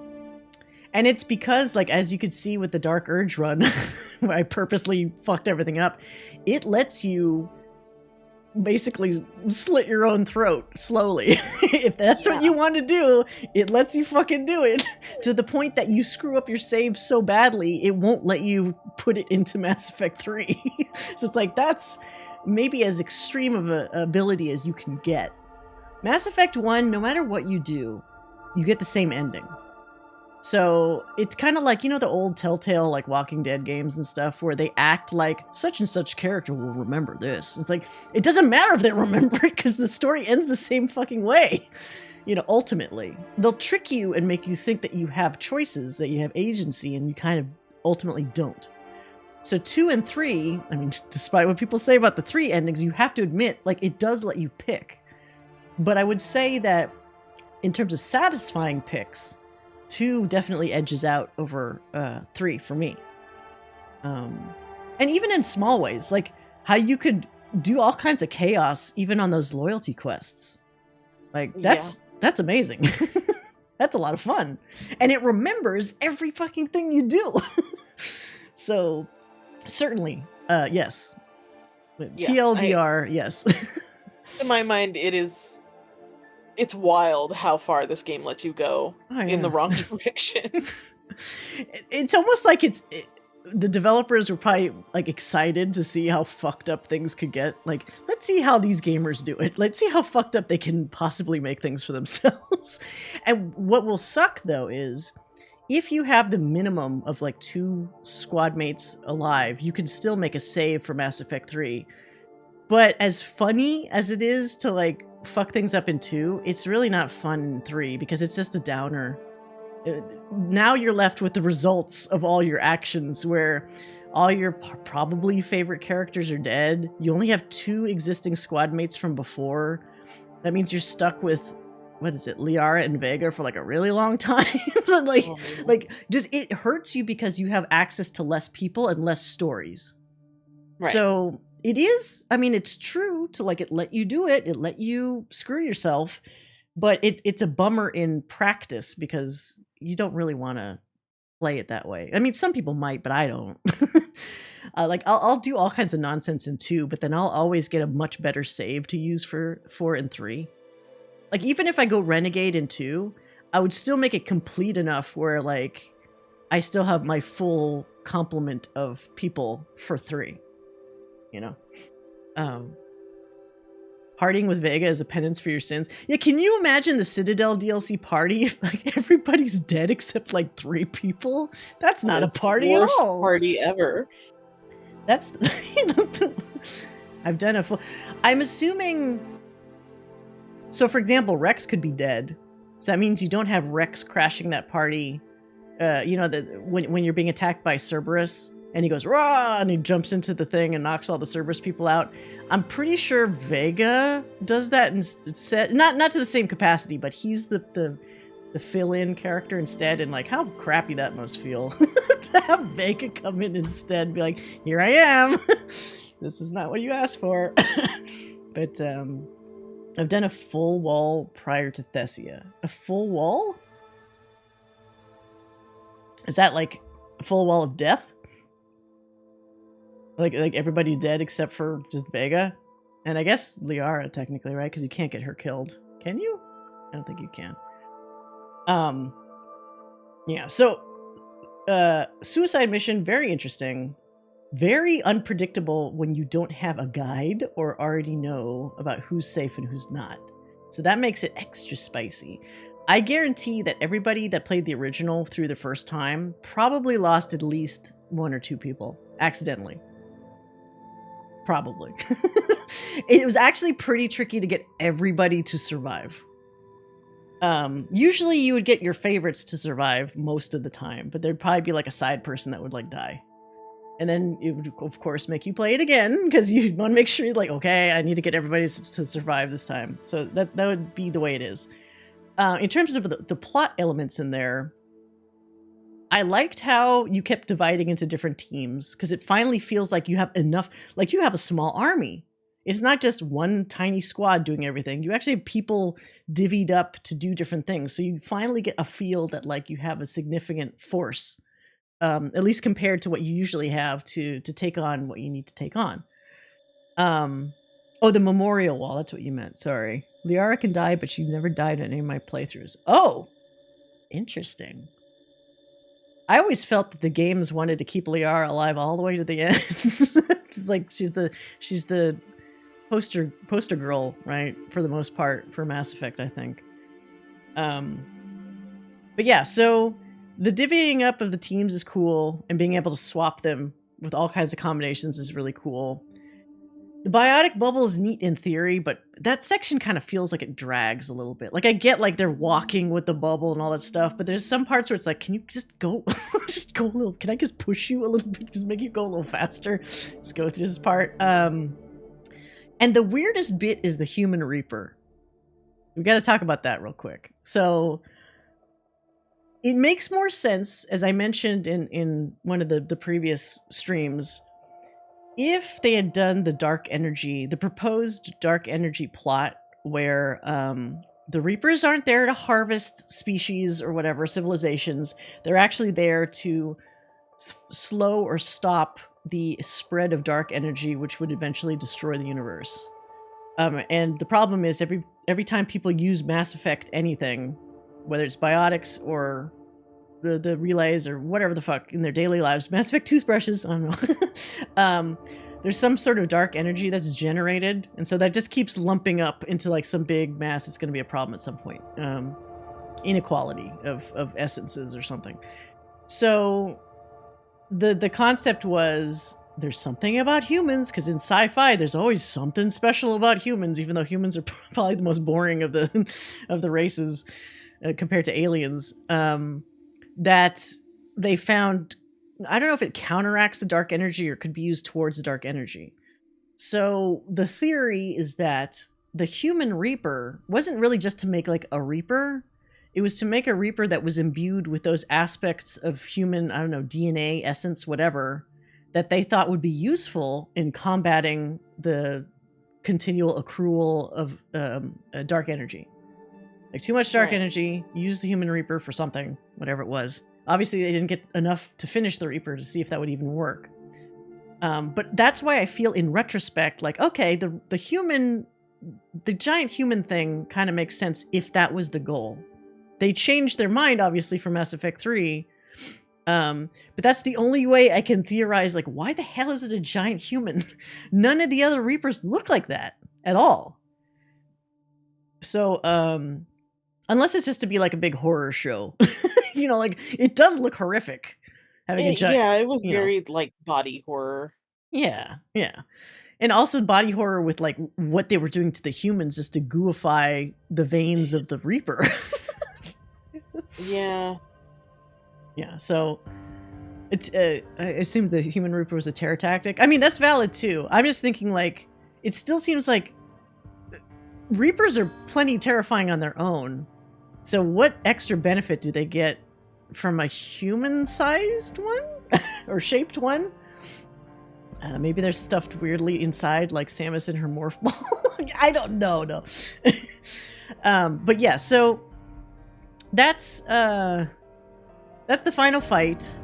It's a little easy, but I feel like bosses, and this is definitely going to be a trend even in the next game, bosses are never Mass Effect's strong point.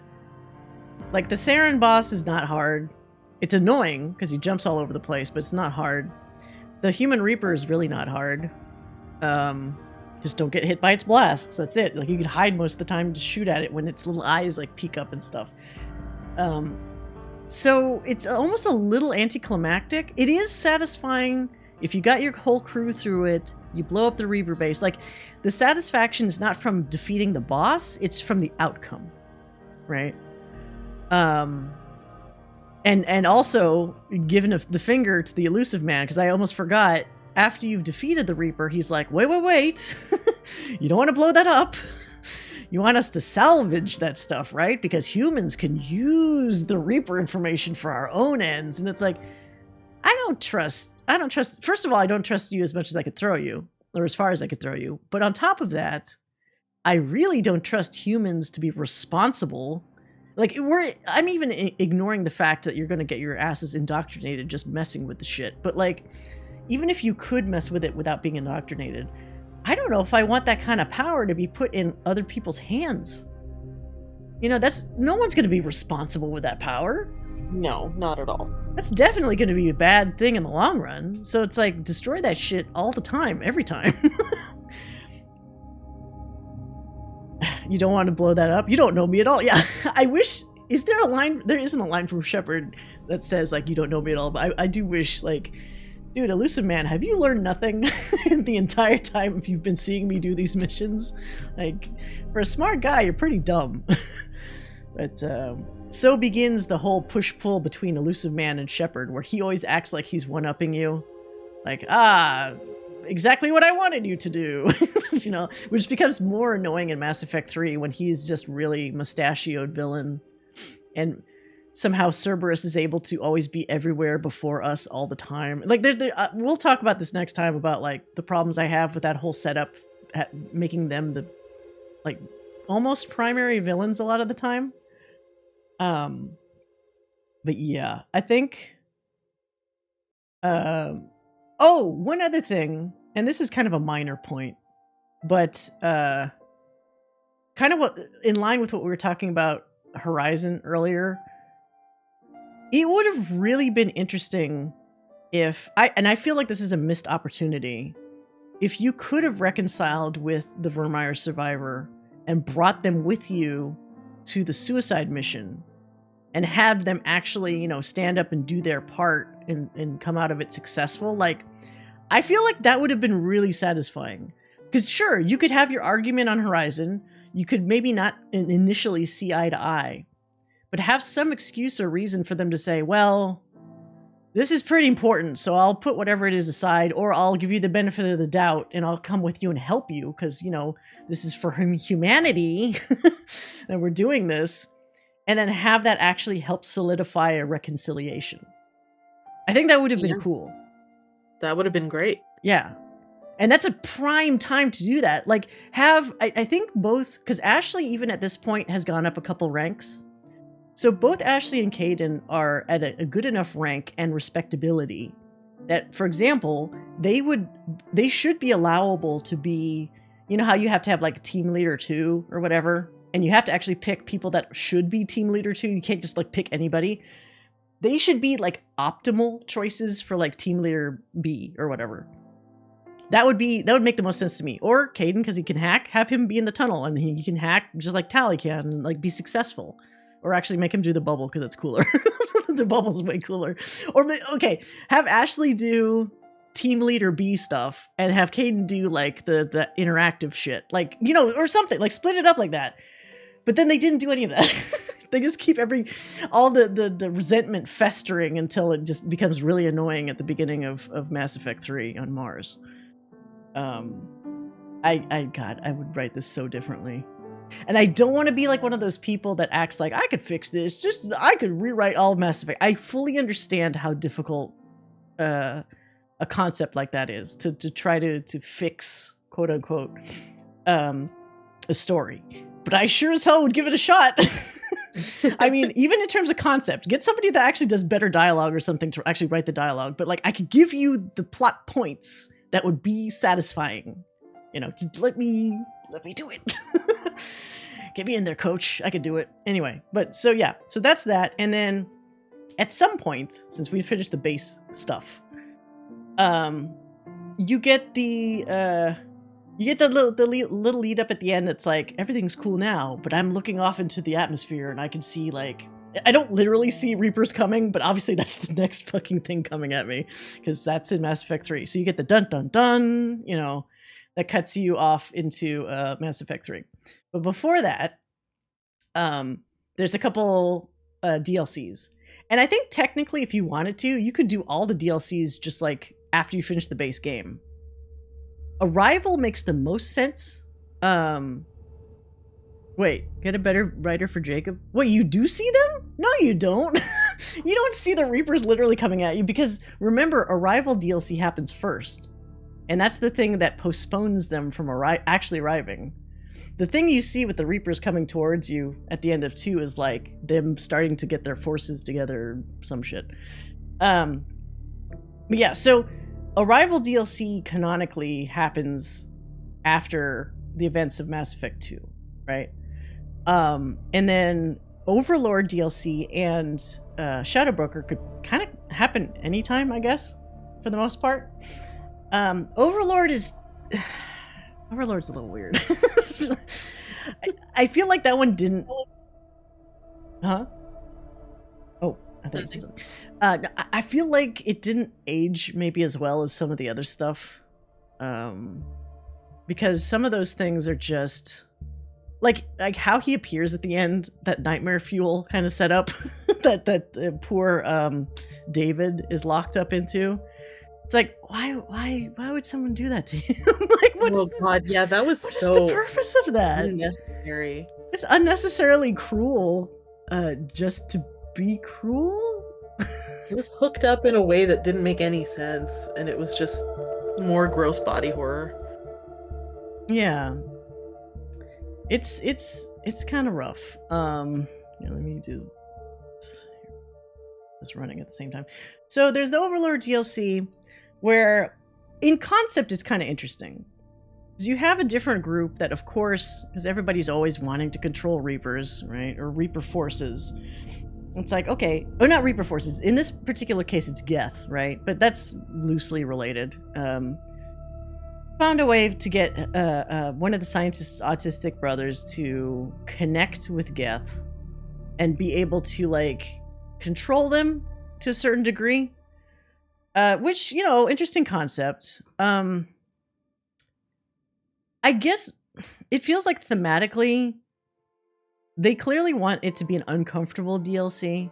I mean, obviously with the body horror at the end, but even with just with the concept of consent and like, not body autonomy, like just there's concepts that aren't even present like in the main game that they kind of like to bring up in the DLC, which are interesting, but it's like, is it handled well? Maybe, maybe not. I've gotten different comments different ways about whether the autism angle is handled well. I'm not particularly going to speak on that because I don't want to, you know, I'm not assuming anything about that, but it's like I've heard mixed things about that. I feel like narratively they wanted to do that just because, you know, to average person who is not autistic, that they probably think like, oh, you have to be some kind of savant or whatever to actually converse with Geth. So how do we achieve that? Have an autistic character, I guess? So, I mean, you know, at the basest point, like, I guess that's what they, you know, were initially going for. But yeah, I think the brother is a piece of shit, the scientist guy. Where it's like, you knew what you were doing to your brother, and you're just like cool with it? And you only look like you feel bad about it at the very end when we're looking at the nightmare fuel version of like what happened to David. Like, you knew this whole time it was awful. Don't repent when I'm facing you with my fist aimed at your face. That's not the time to repent. Any other time before that is hot, you know. Yeah, sometimes you just gotta wreck someone's face for the good of humanity. Yeah, it's one of those things where, yeah, you can punch him out, and that's one of the few Paragon times to punch somebody out, which I find kind of interesting. But it's not ultimately satisfying because the thing still happened. You weren't able to stop it, you know? You were able to stop it after the fact, but like you couldn't help him before it got to that point. It's the idea his autistic obsessions is math and tics can match Geth sounds. Oh, I didn't even catch the part about the sounds. But the math thing, I've seen that in other media about like autism and like math or like complicated formulas, etc. So it's like I wasn't surprised when they used that kind of plot device. I don't know, how do you feel about that, Joe? I don't know. I understand why it had some mixed reactions. Yeah. I don't know. This game was what, 2009? Yeah, or 2010, around there. 2010. I don't know at that point, like, how many other media were doing stories around autism. Yeah. Or anything like that. So in that way, like, maybe that's why it was kind of notable. Yeah, it's possible. I know there was a period because like what year was that? They did like A Beautiful Mind, like some other stuff. Like they had movies and stuff within a specified period of time where that was like a popular kind of topic, where it's like, oh, we want to take advantage of that narrative device as well, like to varying degrees of success. Beautiful Mind was like really early 2000s. It was like 2000, 2001, something like that. Oh, was it? Okay. Yeah. So maybe not. I mean, who knows? Like, I'm not sure what they drew from for their concepts, but yeah, I mean, it's definitely, I guess it serves its purpose as like a cautionary tale. Like, don't get too far down that rabbit hole about what you can accomplish and who you sacrifice along the way. Because maybe it's one of those things where it was a gradual, I don't know how, but it was a gradual enough change for those involved where they just didn't see the monster that it became. Maybe. I think it's really interesting that, what's his face, Gavin? The scientist guy, after the fact in Mass Effect 3, if you purposely withhold the information that the brother's doing fine now, that he finds that moment to be like, well, I'm gonna go kill myself now. Just fucking kills himself immediately. He doesn't try to like keep working as reparation for whatever bad he's done or whatever. He just goes, nope, here I go. Let me just close this door and shoot myself in the head. You can hear it. You can hear it happen. God. Yeah. And that was unintentional too. I thought I was making him sweat by saying like, okay, who knows if your brother's okay? I thought he was just going to be like all worried. I didn't realize it'd be that extreme of a fucking situation or aftermath. Overlord stands out as weird in the content from Mass Effect 2 from a pure story perspective too, since they basically made the Geth into Legion and Shepard fanboys. Oh, yeah. Even without Legion, you don't battle enough Geth in Mass Effect 2 for it to feel necessary at all. It is lighter. So, like, with Legion and a different view of the Geth, it kind of makes, at least for me, it makes me want to fight them less. Because once you establish that you could have a line of communication with the Geth, it's like, do we have to keep killing these guys, like, by the hundreds? Could we talk this out? Especially since we have, like, a representative with us? Maybe if they had made Overlord, and who knows, this could have been the plan. If this had been a Mass Effect 1 DLC, that could have been pretty interesting. Because we were still killing quite a few Geth in Mass Effect 1. So that might have been a better fit, I think. I would agree with that. Yeah. So it could have been just they didn't have time. Because if you think about it, they didn't really have, I think Bring Down the Sky or whatever that DLC was called was really the only combat-centric DLC that they actually had in Mass Effect 1. They were really light on DLC for Mass Effect 1. It's like Pinnacle Station, Bring Down the Sky, and like one other thing, I think. But that might have just been like armor or like some kind of minor DLC. It wasn't until Mass Effect 2 and 3 that they were like, okay, let's have whole stories and stuff in here. So yeah, not terrible. But also just, I don't know. Like this kind of stuff here with the whole like Tron shit where you're like seeing into like what's like David's viewpoint or like what what's happening with the experiment. Like that's visually interesting. But also combat wise, as you can tell, it's not necessarily stimulating. It's not a whole lot going on except look at the cool weird things, right? So a little bare bones in terms of design, I think. But yeah, there's that. And then Shadow Broker, that's a whole nother thing. I feel like Shadow Broker is definitely like, if you love Liara, this is your DLC. Because they mention the Shadow Broker offhandedly now and then, but I think if we're talking about the grand scheme of things, it's almost like a side story, right? Because it doesn't have a specific impact on like what you're doing on the main plot of Mass Effect 2. Like, you could, which is what happened with me. I didn't play Shadow Broker, the Lair of the Shadow Broker, when I first played Mass Effect 2. The first time I played any of these DLCs was, I think, the Leviathan DLC for 3. So I skipped all this stuff originally, and I only played these more recently. But it didn't impact my understanding of the main plot, like, at all. So I don't know. It's cool because it's like, we've seen a lot of black market, underhanded, secrets society kind of shit up to this point in both Mass Effect 1 and 2. Lair of the Shadow Broker set after. Set after what? After 2? I mean, you could also play it in 2 and it would still, I think it'd still kind of work. But, what was I saying? So, yeah, I think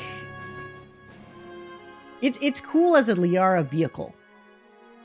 We haven't seen what happened to her. That's where we also get a lot of the revelation that she had a direct connection with Cerberus. And she is a big reason why we were able to be revitalized. Because if she hadn't, like, delivered the goods, our goods, to Cerberus, Lazarus Project probably wouldn't have taken off the way it did, for the most part. Yeah, so I don't know, like, it's such a departure.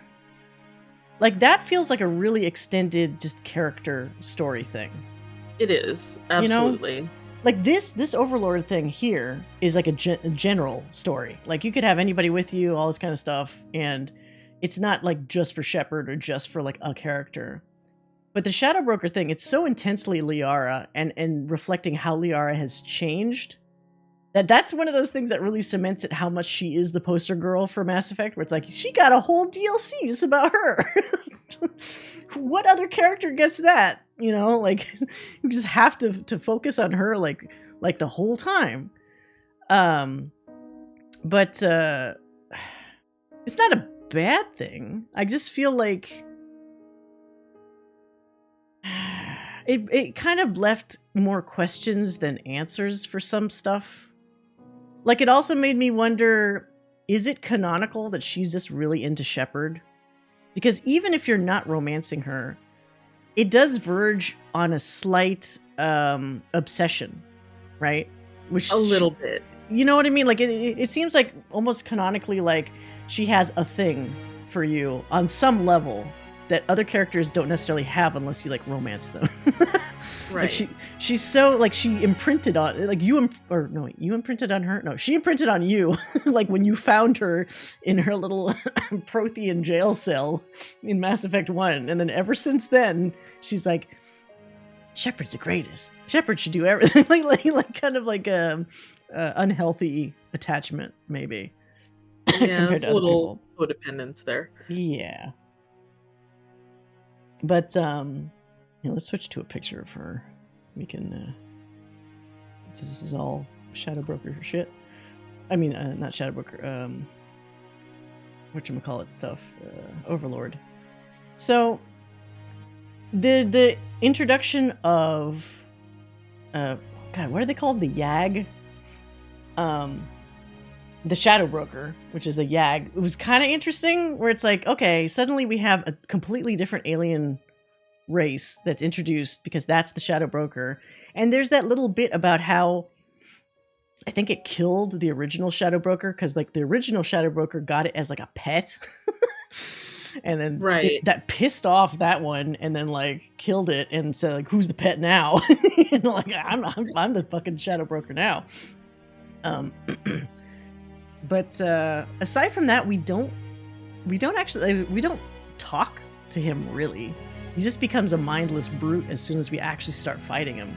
So that's why it's almost kind of funny that this whole time the Shadow Broker's been that intelligent and that crafty, and then once we start like a fight, he just gets relegated to like a giant brute monster. So that's kind of lame, if I'm honest. Yeah. Maybe if he was being crafty and like, I don't know, saying crafty stuff when we're fighting, or like fighting in a way that belies like a elegance or some, I don't know, something where he's just not like a brutish figure.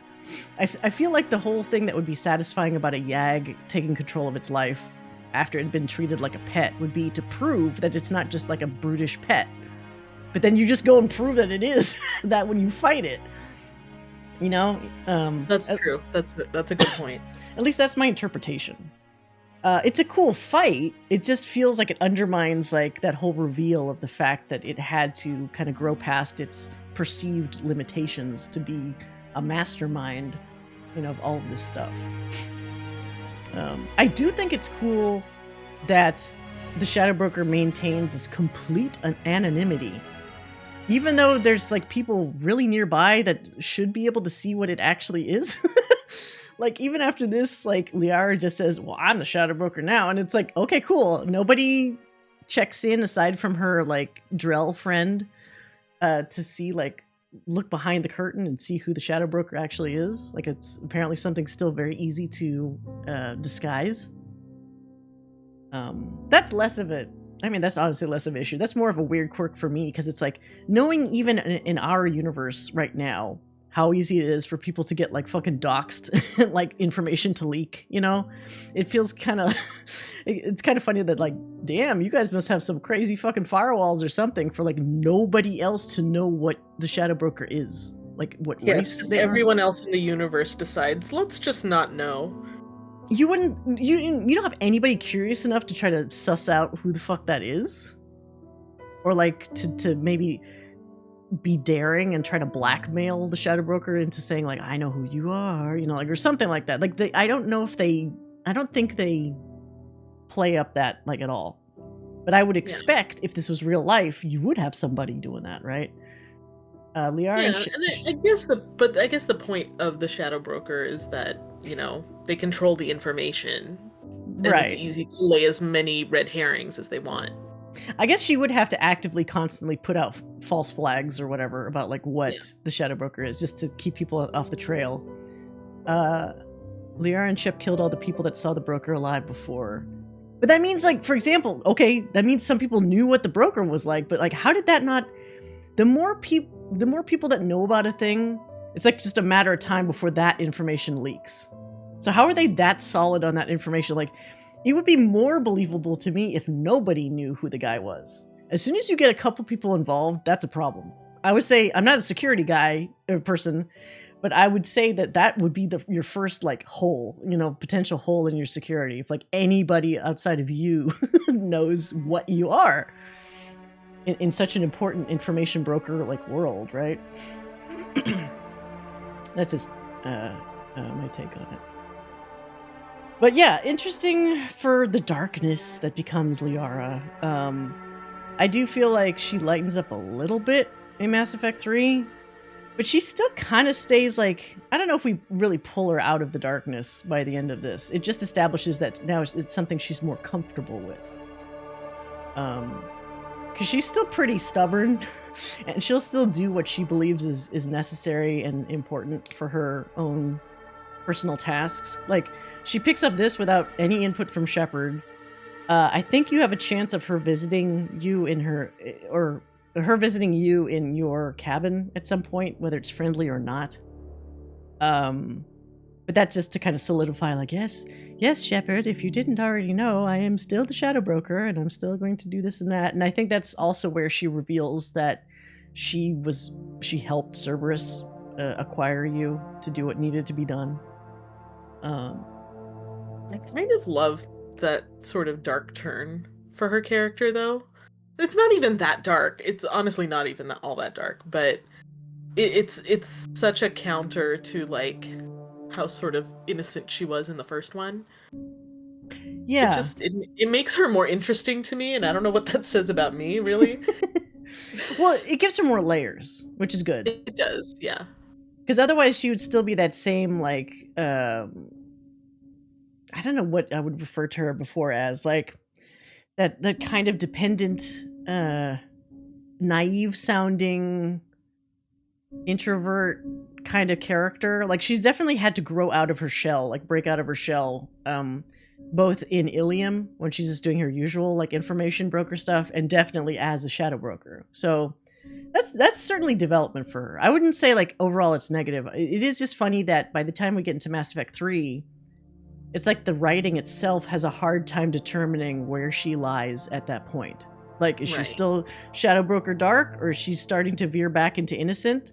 Like, we'll talk about that with the next time. But like, there's a couple points, especially like on Thessia and stuff, where it becomes really unclear. Like, are you regressing a little bit? Or are you still with the development you had before? You know. So there's that. So that's Shadow Broker DLC.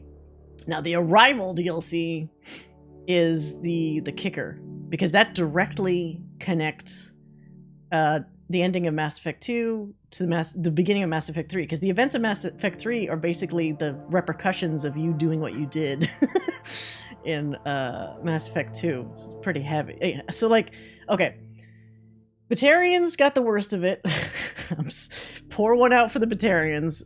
But they're always kind of like, it doesn't help that so many of them were just straight up assholes, with the exception of like a few of them.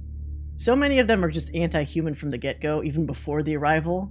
And then the Arrival DLC really doesn't help, because anybody that actually survived after that is like super anti-human. I mean, kind of understandably, I guess, after the events of the Arrival DLC.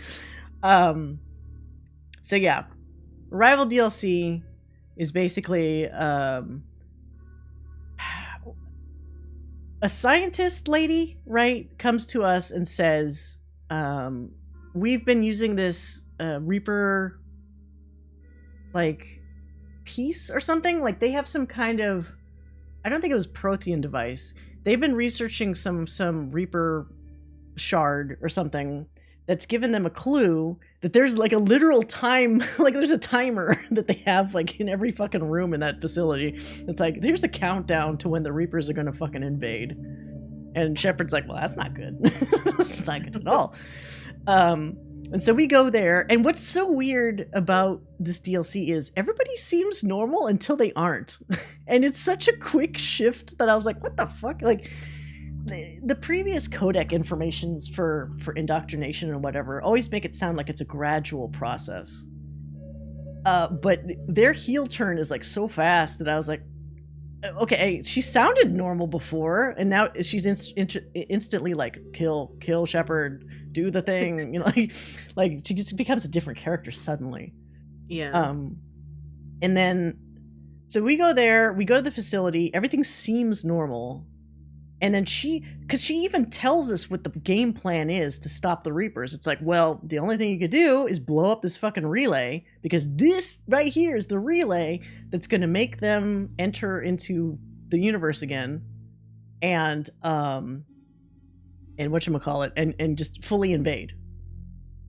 And they don't indicate whether destroying the like the kicker is that destroying the relay won't even like permanently stop them, it just slows them down. But even at this point, it's like, I guess slowing them down is better than them just busting through right now, where literally nobody is prepared at all, right? But then oddly enough, after she's told us all this about like, oh, there's an asteroid, we'll smash it into the relay, cool, Batarian planet dies, whoops. What are you gonna do? That's when the like indoctrination switch gets kind of flipped, I think. And now suddenly she doesn't want Shepard to do any of that stuff. So it's like, what the fuck? So was she indoctrinated the whole time, but there was some really roundabout way where they wanted Shepard to know about how to destroy the relay? Like, you would think if you're trying to protect that avenue of letting the Reapers come in to kill everybody, you wouldn't tell Shepard the game plan to stop that? You know?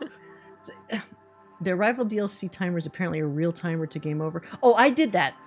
I watched the cutscene. So, like, somebody said the easiest way to see the fail cutscene is when you're a certain way through the mission. Because initially it's like 2 days or like a really long time on the timer. But when you get further in the mission, it shortens it to like a half hour or something like that. And I was like, I can watch TV or something while I wait for this timer to go down. And it does go down. And it creates this crazy, like, it almost looks like the Prothean beacon shit where it's a bunch of flashing images of like failure, basically. You see like one flashing image of like the Reapers coming in, another one of people like quickly getting like blobbed, and then like it ends with a really creepy thing where like it's a nightmare fuel like quick twist around of like it's the back of Kelly Chambers' head, and then she twists around to look at the camera and then instantly like goofies with like a face. Like it's really fast. Yeah. It's like disturbing. And then it cuts to black and it's like it does the failure boom boom boom boom boom, you know, like the music like when you fuck up and die. Horrible. Yeah. Here's the funny part that I'm a nerd about and I got irritated. In those flashes of images, it shows your squad, and for some random reason Ashley's in there. I don't know why. When I saw the YouTube version, right? So I was like, the whole reason why I sat through a half hour of waiting was, did they make a version of this with Caden? Because Ashley's super dead in my run. No, they did not. Oh. But I think it might also be because it's probably assumed that most people don't get this ending unless you like really fucked up. It's still annoying though. Yeah, Kelly gets all the bad things. It might be just a reference to how it's very easy to get her gooified in the suicide mission if you're not careful. She gets gooed up pretty easily. So yeah, that's the fail. But then of course now you're running against real time once the timer starts picking up to fight through this whole base of now suddenly indoctrinated people to start the process of this this asteroid crash landing on not Earth. Oh no, the Batarian sun, right? Which is one of those things that I said in the Mass Effect 3 endings where it's like, now that we know in the Arrival DLC that blowing up a relay pretty much fucks the system that it's in, wouldn't every time it goes poof, poof, poof, you know, from relay to relay in the ending, it's just destroying all those systems? Like, and I think that's why in the extended edition, they make a point of saying the relays were damaged, not broken. Because I think at some point someone must have realized that plot hole and like, fuck, we can't actually straight up destroy them. Because then it's Arrival DLC times like, how many were there? Like 15 relays? Awful. That would be a terrible end. But yeah, so yeah, RIP most of the galaxy, really. But yeah, so that's trying to think about. I don't know if I have video of this particular one. That's fine if I don't. 2 relays near Earth alone. I was thinking about that. So that means Earth, the whole Earth you've been fighting for the entirety of Mass Effect 3, if they don't explain it in the extended ending, will essentially get fucked when that relay explodes. It's like you destroy yourselves in order to destroy the Reapers. But it's that kind of vengeful killing where it's like, doesn't matter as long as that thing's dead. Which is kind of the energy that you do get at the end of Mass Effect 3. You get to the point where it's like, kill it at all costs. Fuck whatever the consequences are, kind of. But yeah, so I'm trying to remember. When we did the Arrival DLC, I must have done it like right after the ending? Oh, here we go. I do have footage of it that we can look at instead of just Liara. Liara the whole time. Yeah, so the only thing, again, the problem I have with it is the weird heel turn that happens with the indoctrination. But they obviously, plot-wise, have to be able to explain to you what destroying the relay entails.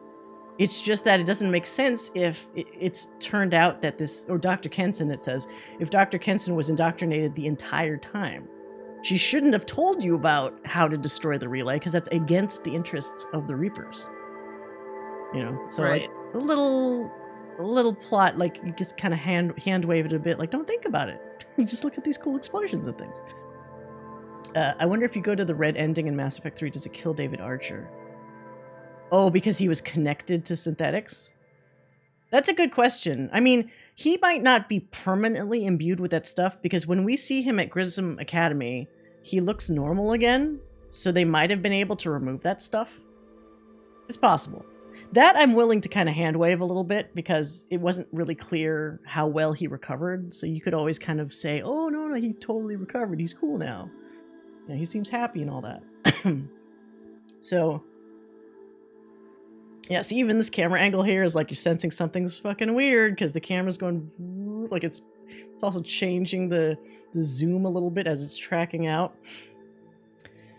Yeah, I mean, it's good in that it's a really good connective point between the two games, and it really impresses upon you like this shit is happening, and the most you can do is bust your ass just to slow it down. So that in itself has a sense of like there's no sense of finality. It's just like, hey, this train ain't stop. It's not gonna stop moving. It's gonna keep going. And the difference is, do you want to get hit by a 1,000-mile-an-hour train, or do you want to get hit by like 100-mile-an-hour train? It's still gonna suck, but maybe it sucks a little less. I don't know. But yeah, I think I wonder if I might have deleted the footage of the if you fail, because I was so disappointed that it wasn't different and still had stupid Ashley in it. It bothered me. It's weird little things like that bother me, where it's like I love player choice, but if you're gonna give players choice, you need to reflect that like all the time. You don't get to like be choosy about like, yeah, well, we'll reflect it in these cutscenes, but like not in this one. Like no. I paid into that. Give me the awful end with the correct things in it, please. But yeah. Yeah. So let me double check if I think that's somehow way more talkative than Mass Effect 1, but when I'm talking about this stuff, I'm realizing there's a lot more stuff functionally in Mass Effect 2. It doesn't seem like it because, again, the main plot is actually not that long. But there's a lot of character stuff. It's jam-packed with characters to a good degree, not negatively. Yeah, no, it's great. Yeah, it's much better. It does start the trend slowly of creating a hornier universe, I would say, because we start seeing romance scenes that are more involved, right? Like the stuff, the vanilla fucking stuff in Mass Effect 1 is like baby mode. Like, okay, you see like a bare butt and maybe you see boobs in Liara's one, but I'm not even sure. But it's all like, let's hug or something, like sexually. So it's like the extent of it. But it's like this game, you start seeing like, you know, painted on clothing and like butt shots and like the Miranda romance is like almost kind of raunchy because she's like half taking off her outfit like it's like ooh, I'm stripping for you, whatever. Like it starts turning a corner on like the treatment of some of that stuff. Boob, no nipple. Wait, what? For so do Asari not have nipples? That's weird. Or you just don't see. That's like a half boob, like it's covered. Yeah, maybe that's possible. Yeah, but that sets the stage for like it's like it just ramps up and horny.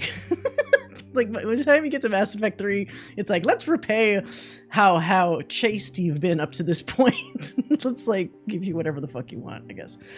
And then in fucking Andromeda, if you pick the right character, it's like then you get to see like hella nudity. I think what's her name, Cora? That's the one everybody was like losing their shit over because it's like, wow, she's like very naked for an extended period of time. The one that's the wannabe Asari biotic, but she's human. I remember hearing about that, and I was only like half paying attention to all of that news. So I think the rumor is that they even got like somebody to animate it specifically, because as I've been saying in these games, animation is not amazing. And I am picky because I am an animator, so I'm allowed to say that. But facial animation, some of the body animations, not great. Could use a little more polish. That's my official declaration. Could use an extra stage of polish.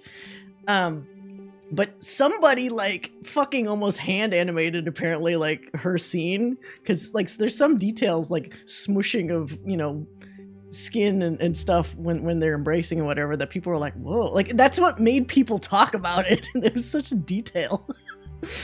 I have to almost like rewatch it because I don't even remember. I just remember everyone losing their shit because I, of course, romanced the female Turian, so there was none of that.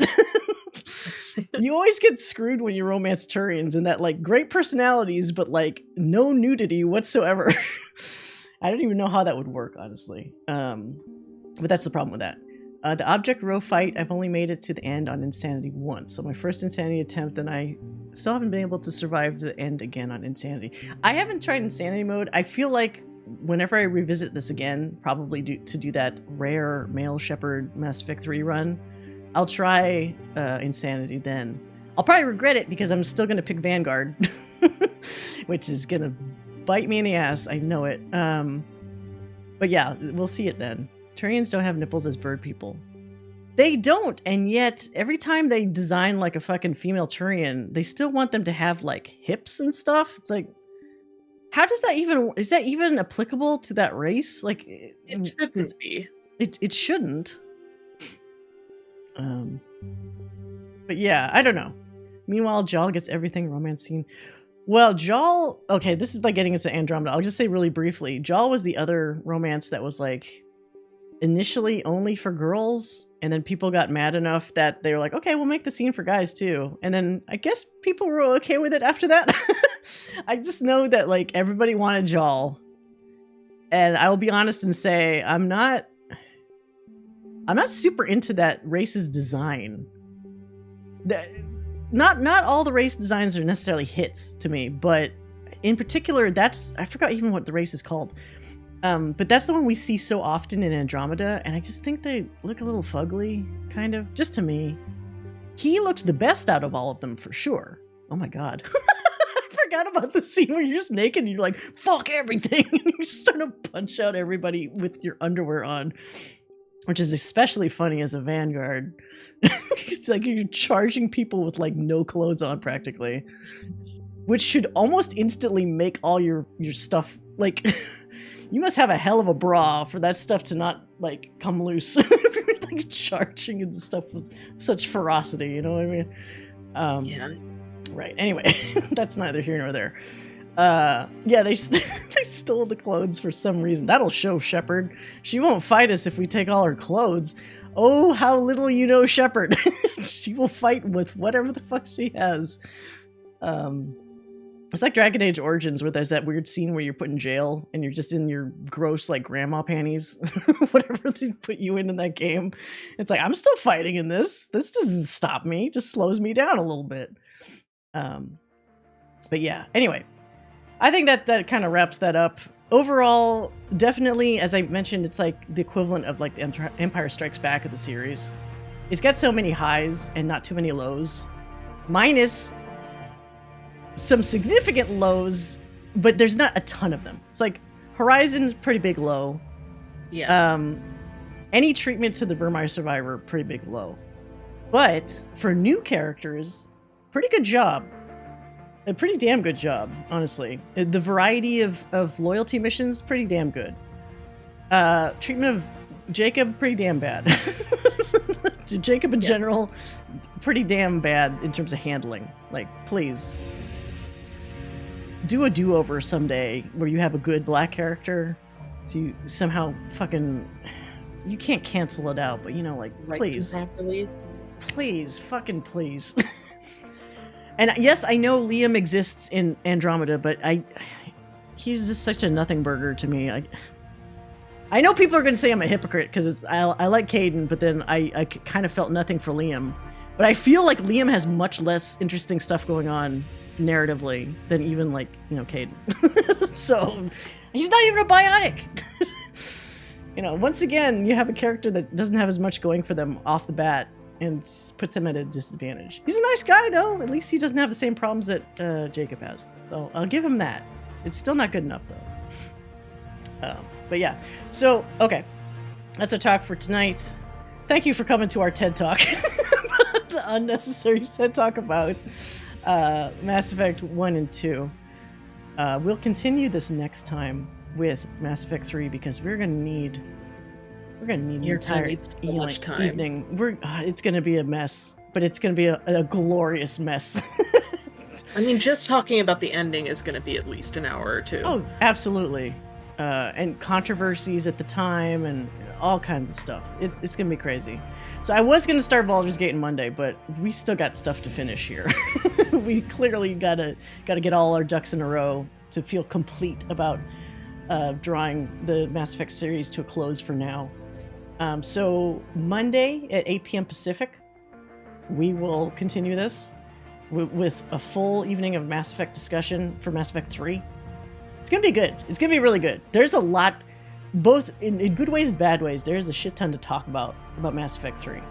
And it's all good discussions, whether you're interested in game design, whether you're interested in narrative, you know, tomfoolery, and what works and what doesn't. I think it's a really good analytical discussion that we'll have about one of the most divisive games, maybe, of our day. You know, regardless of how you take it. So yeah, please, if you're interested in that, please follow the channel, or let's see here, do my little socials thing. You can follow on Twitter as well, and I always tweet before we go live, so we'll talk about that. I like this format though. I would say, like, depending on how things go with future games, as long as Joe is cool with it, I wouldn't be opposed to like doing more of these discussions after we finish games or series of games in the future as well. Yeah. You know, I always have opinions whether I played the game or not. Oh yeah, but they're great. I definitely want to do this at some point with the Dragon Age series. Like, we've already finished it, so it's been a little distance between then and now, but who knows, maybe even after Baldur's Gate, we could do a Dragon Age discussion, because like spiritually kind of similar. Because there's still tons of stuff to talk about with Dragon Age. Quite a lot. Yeah. Maybe not quite as much with Mass Effect, but still a lot. So yes, again, Monday, 8 p.m. Pacific, we will continue our discussion here. But thanks everybody so much for dropping by, for listening. Hope this was interesting for you, and I hope maybe it makes you think about a few things about the Mass Effect series. Maybe it makes you like it more, hopefully. Who knows? In the meantime, I hope you have a great rest of your weekend, and until next time, take care.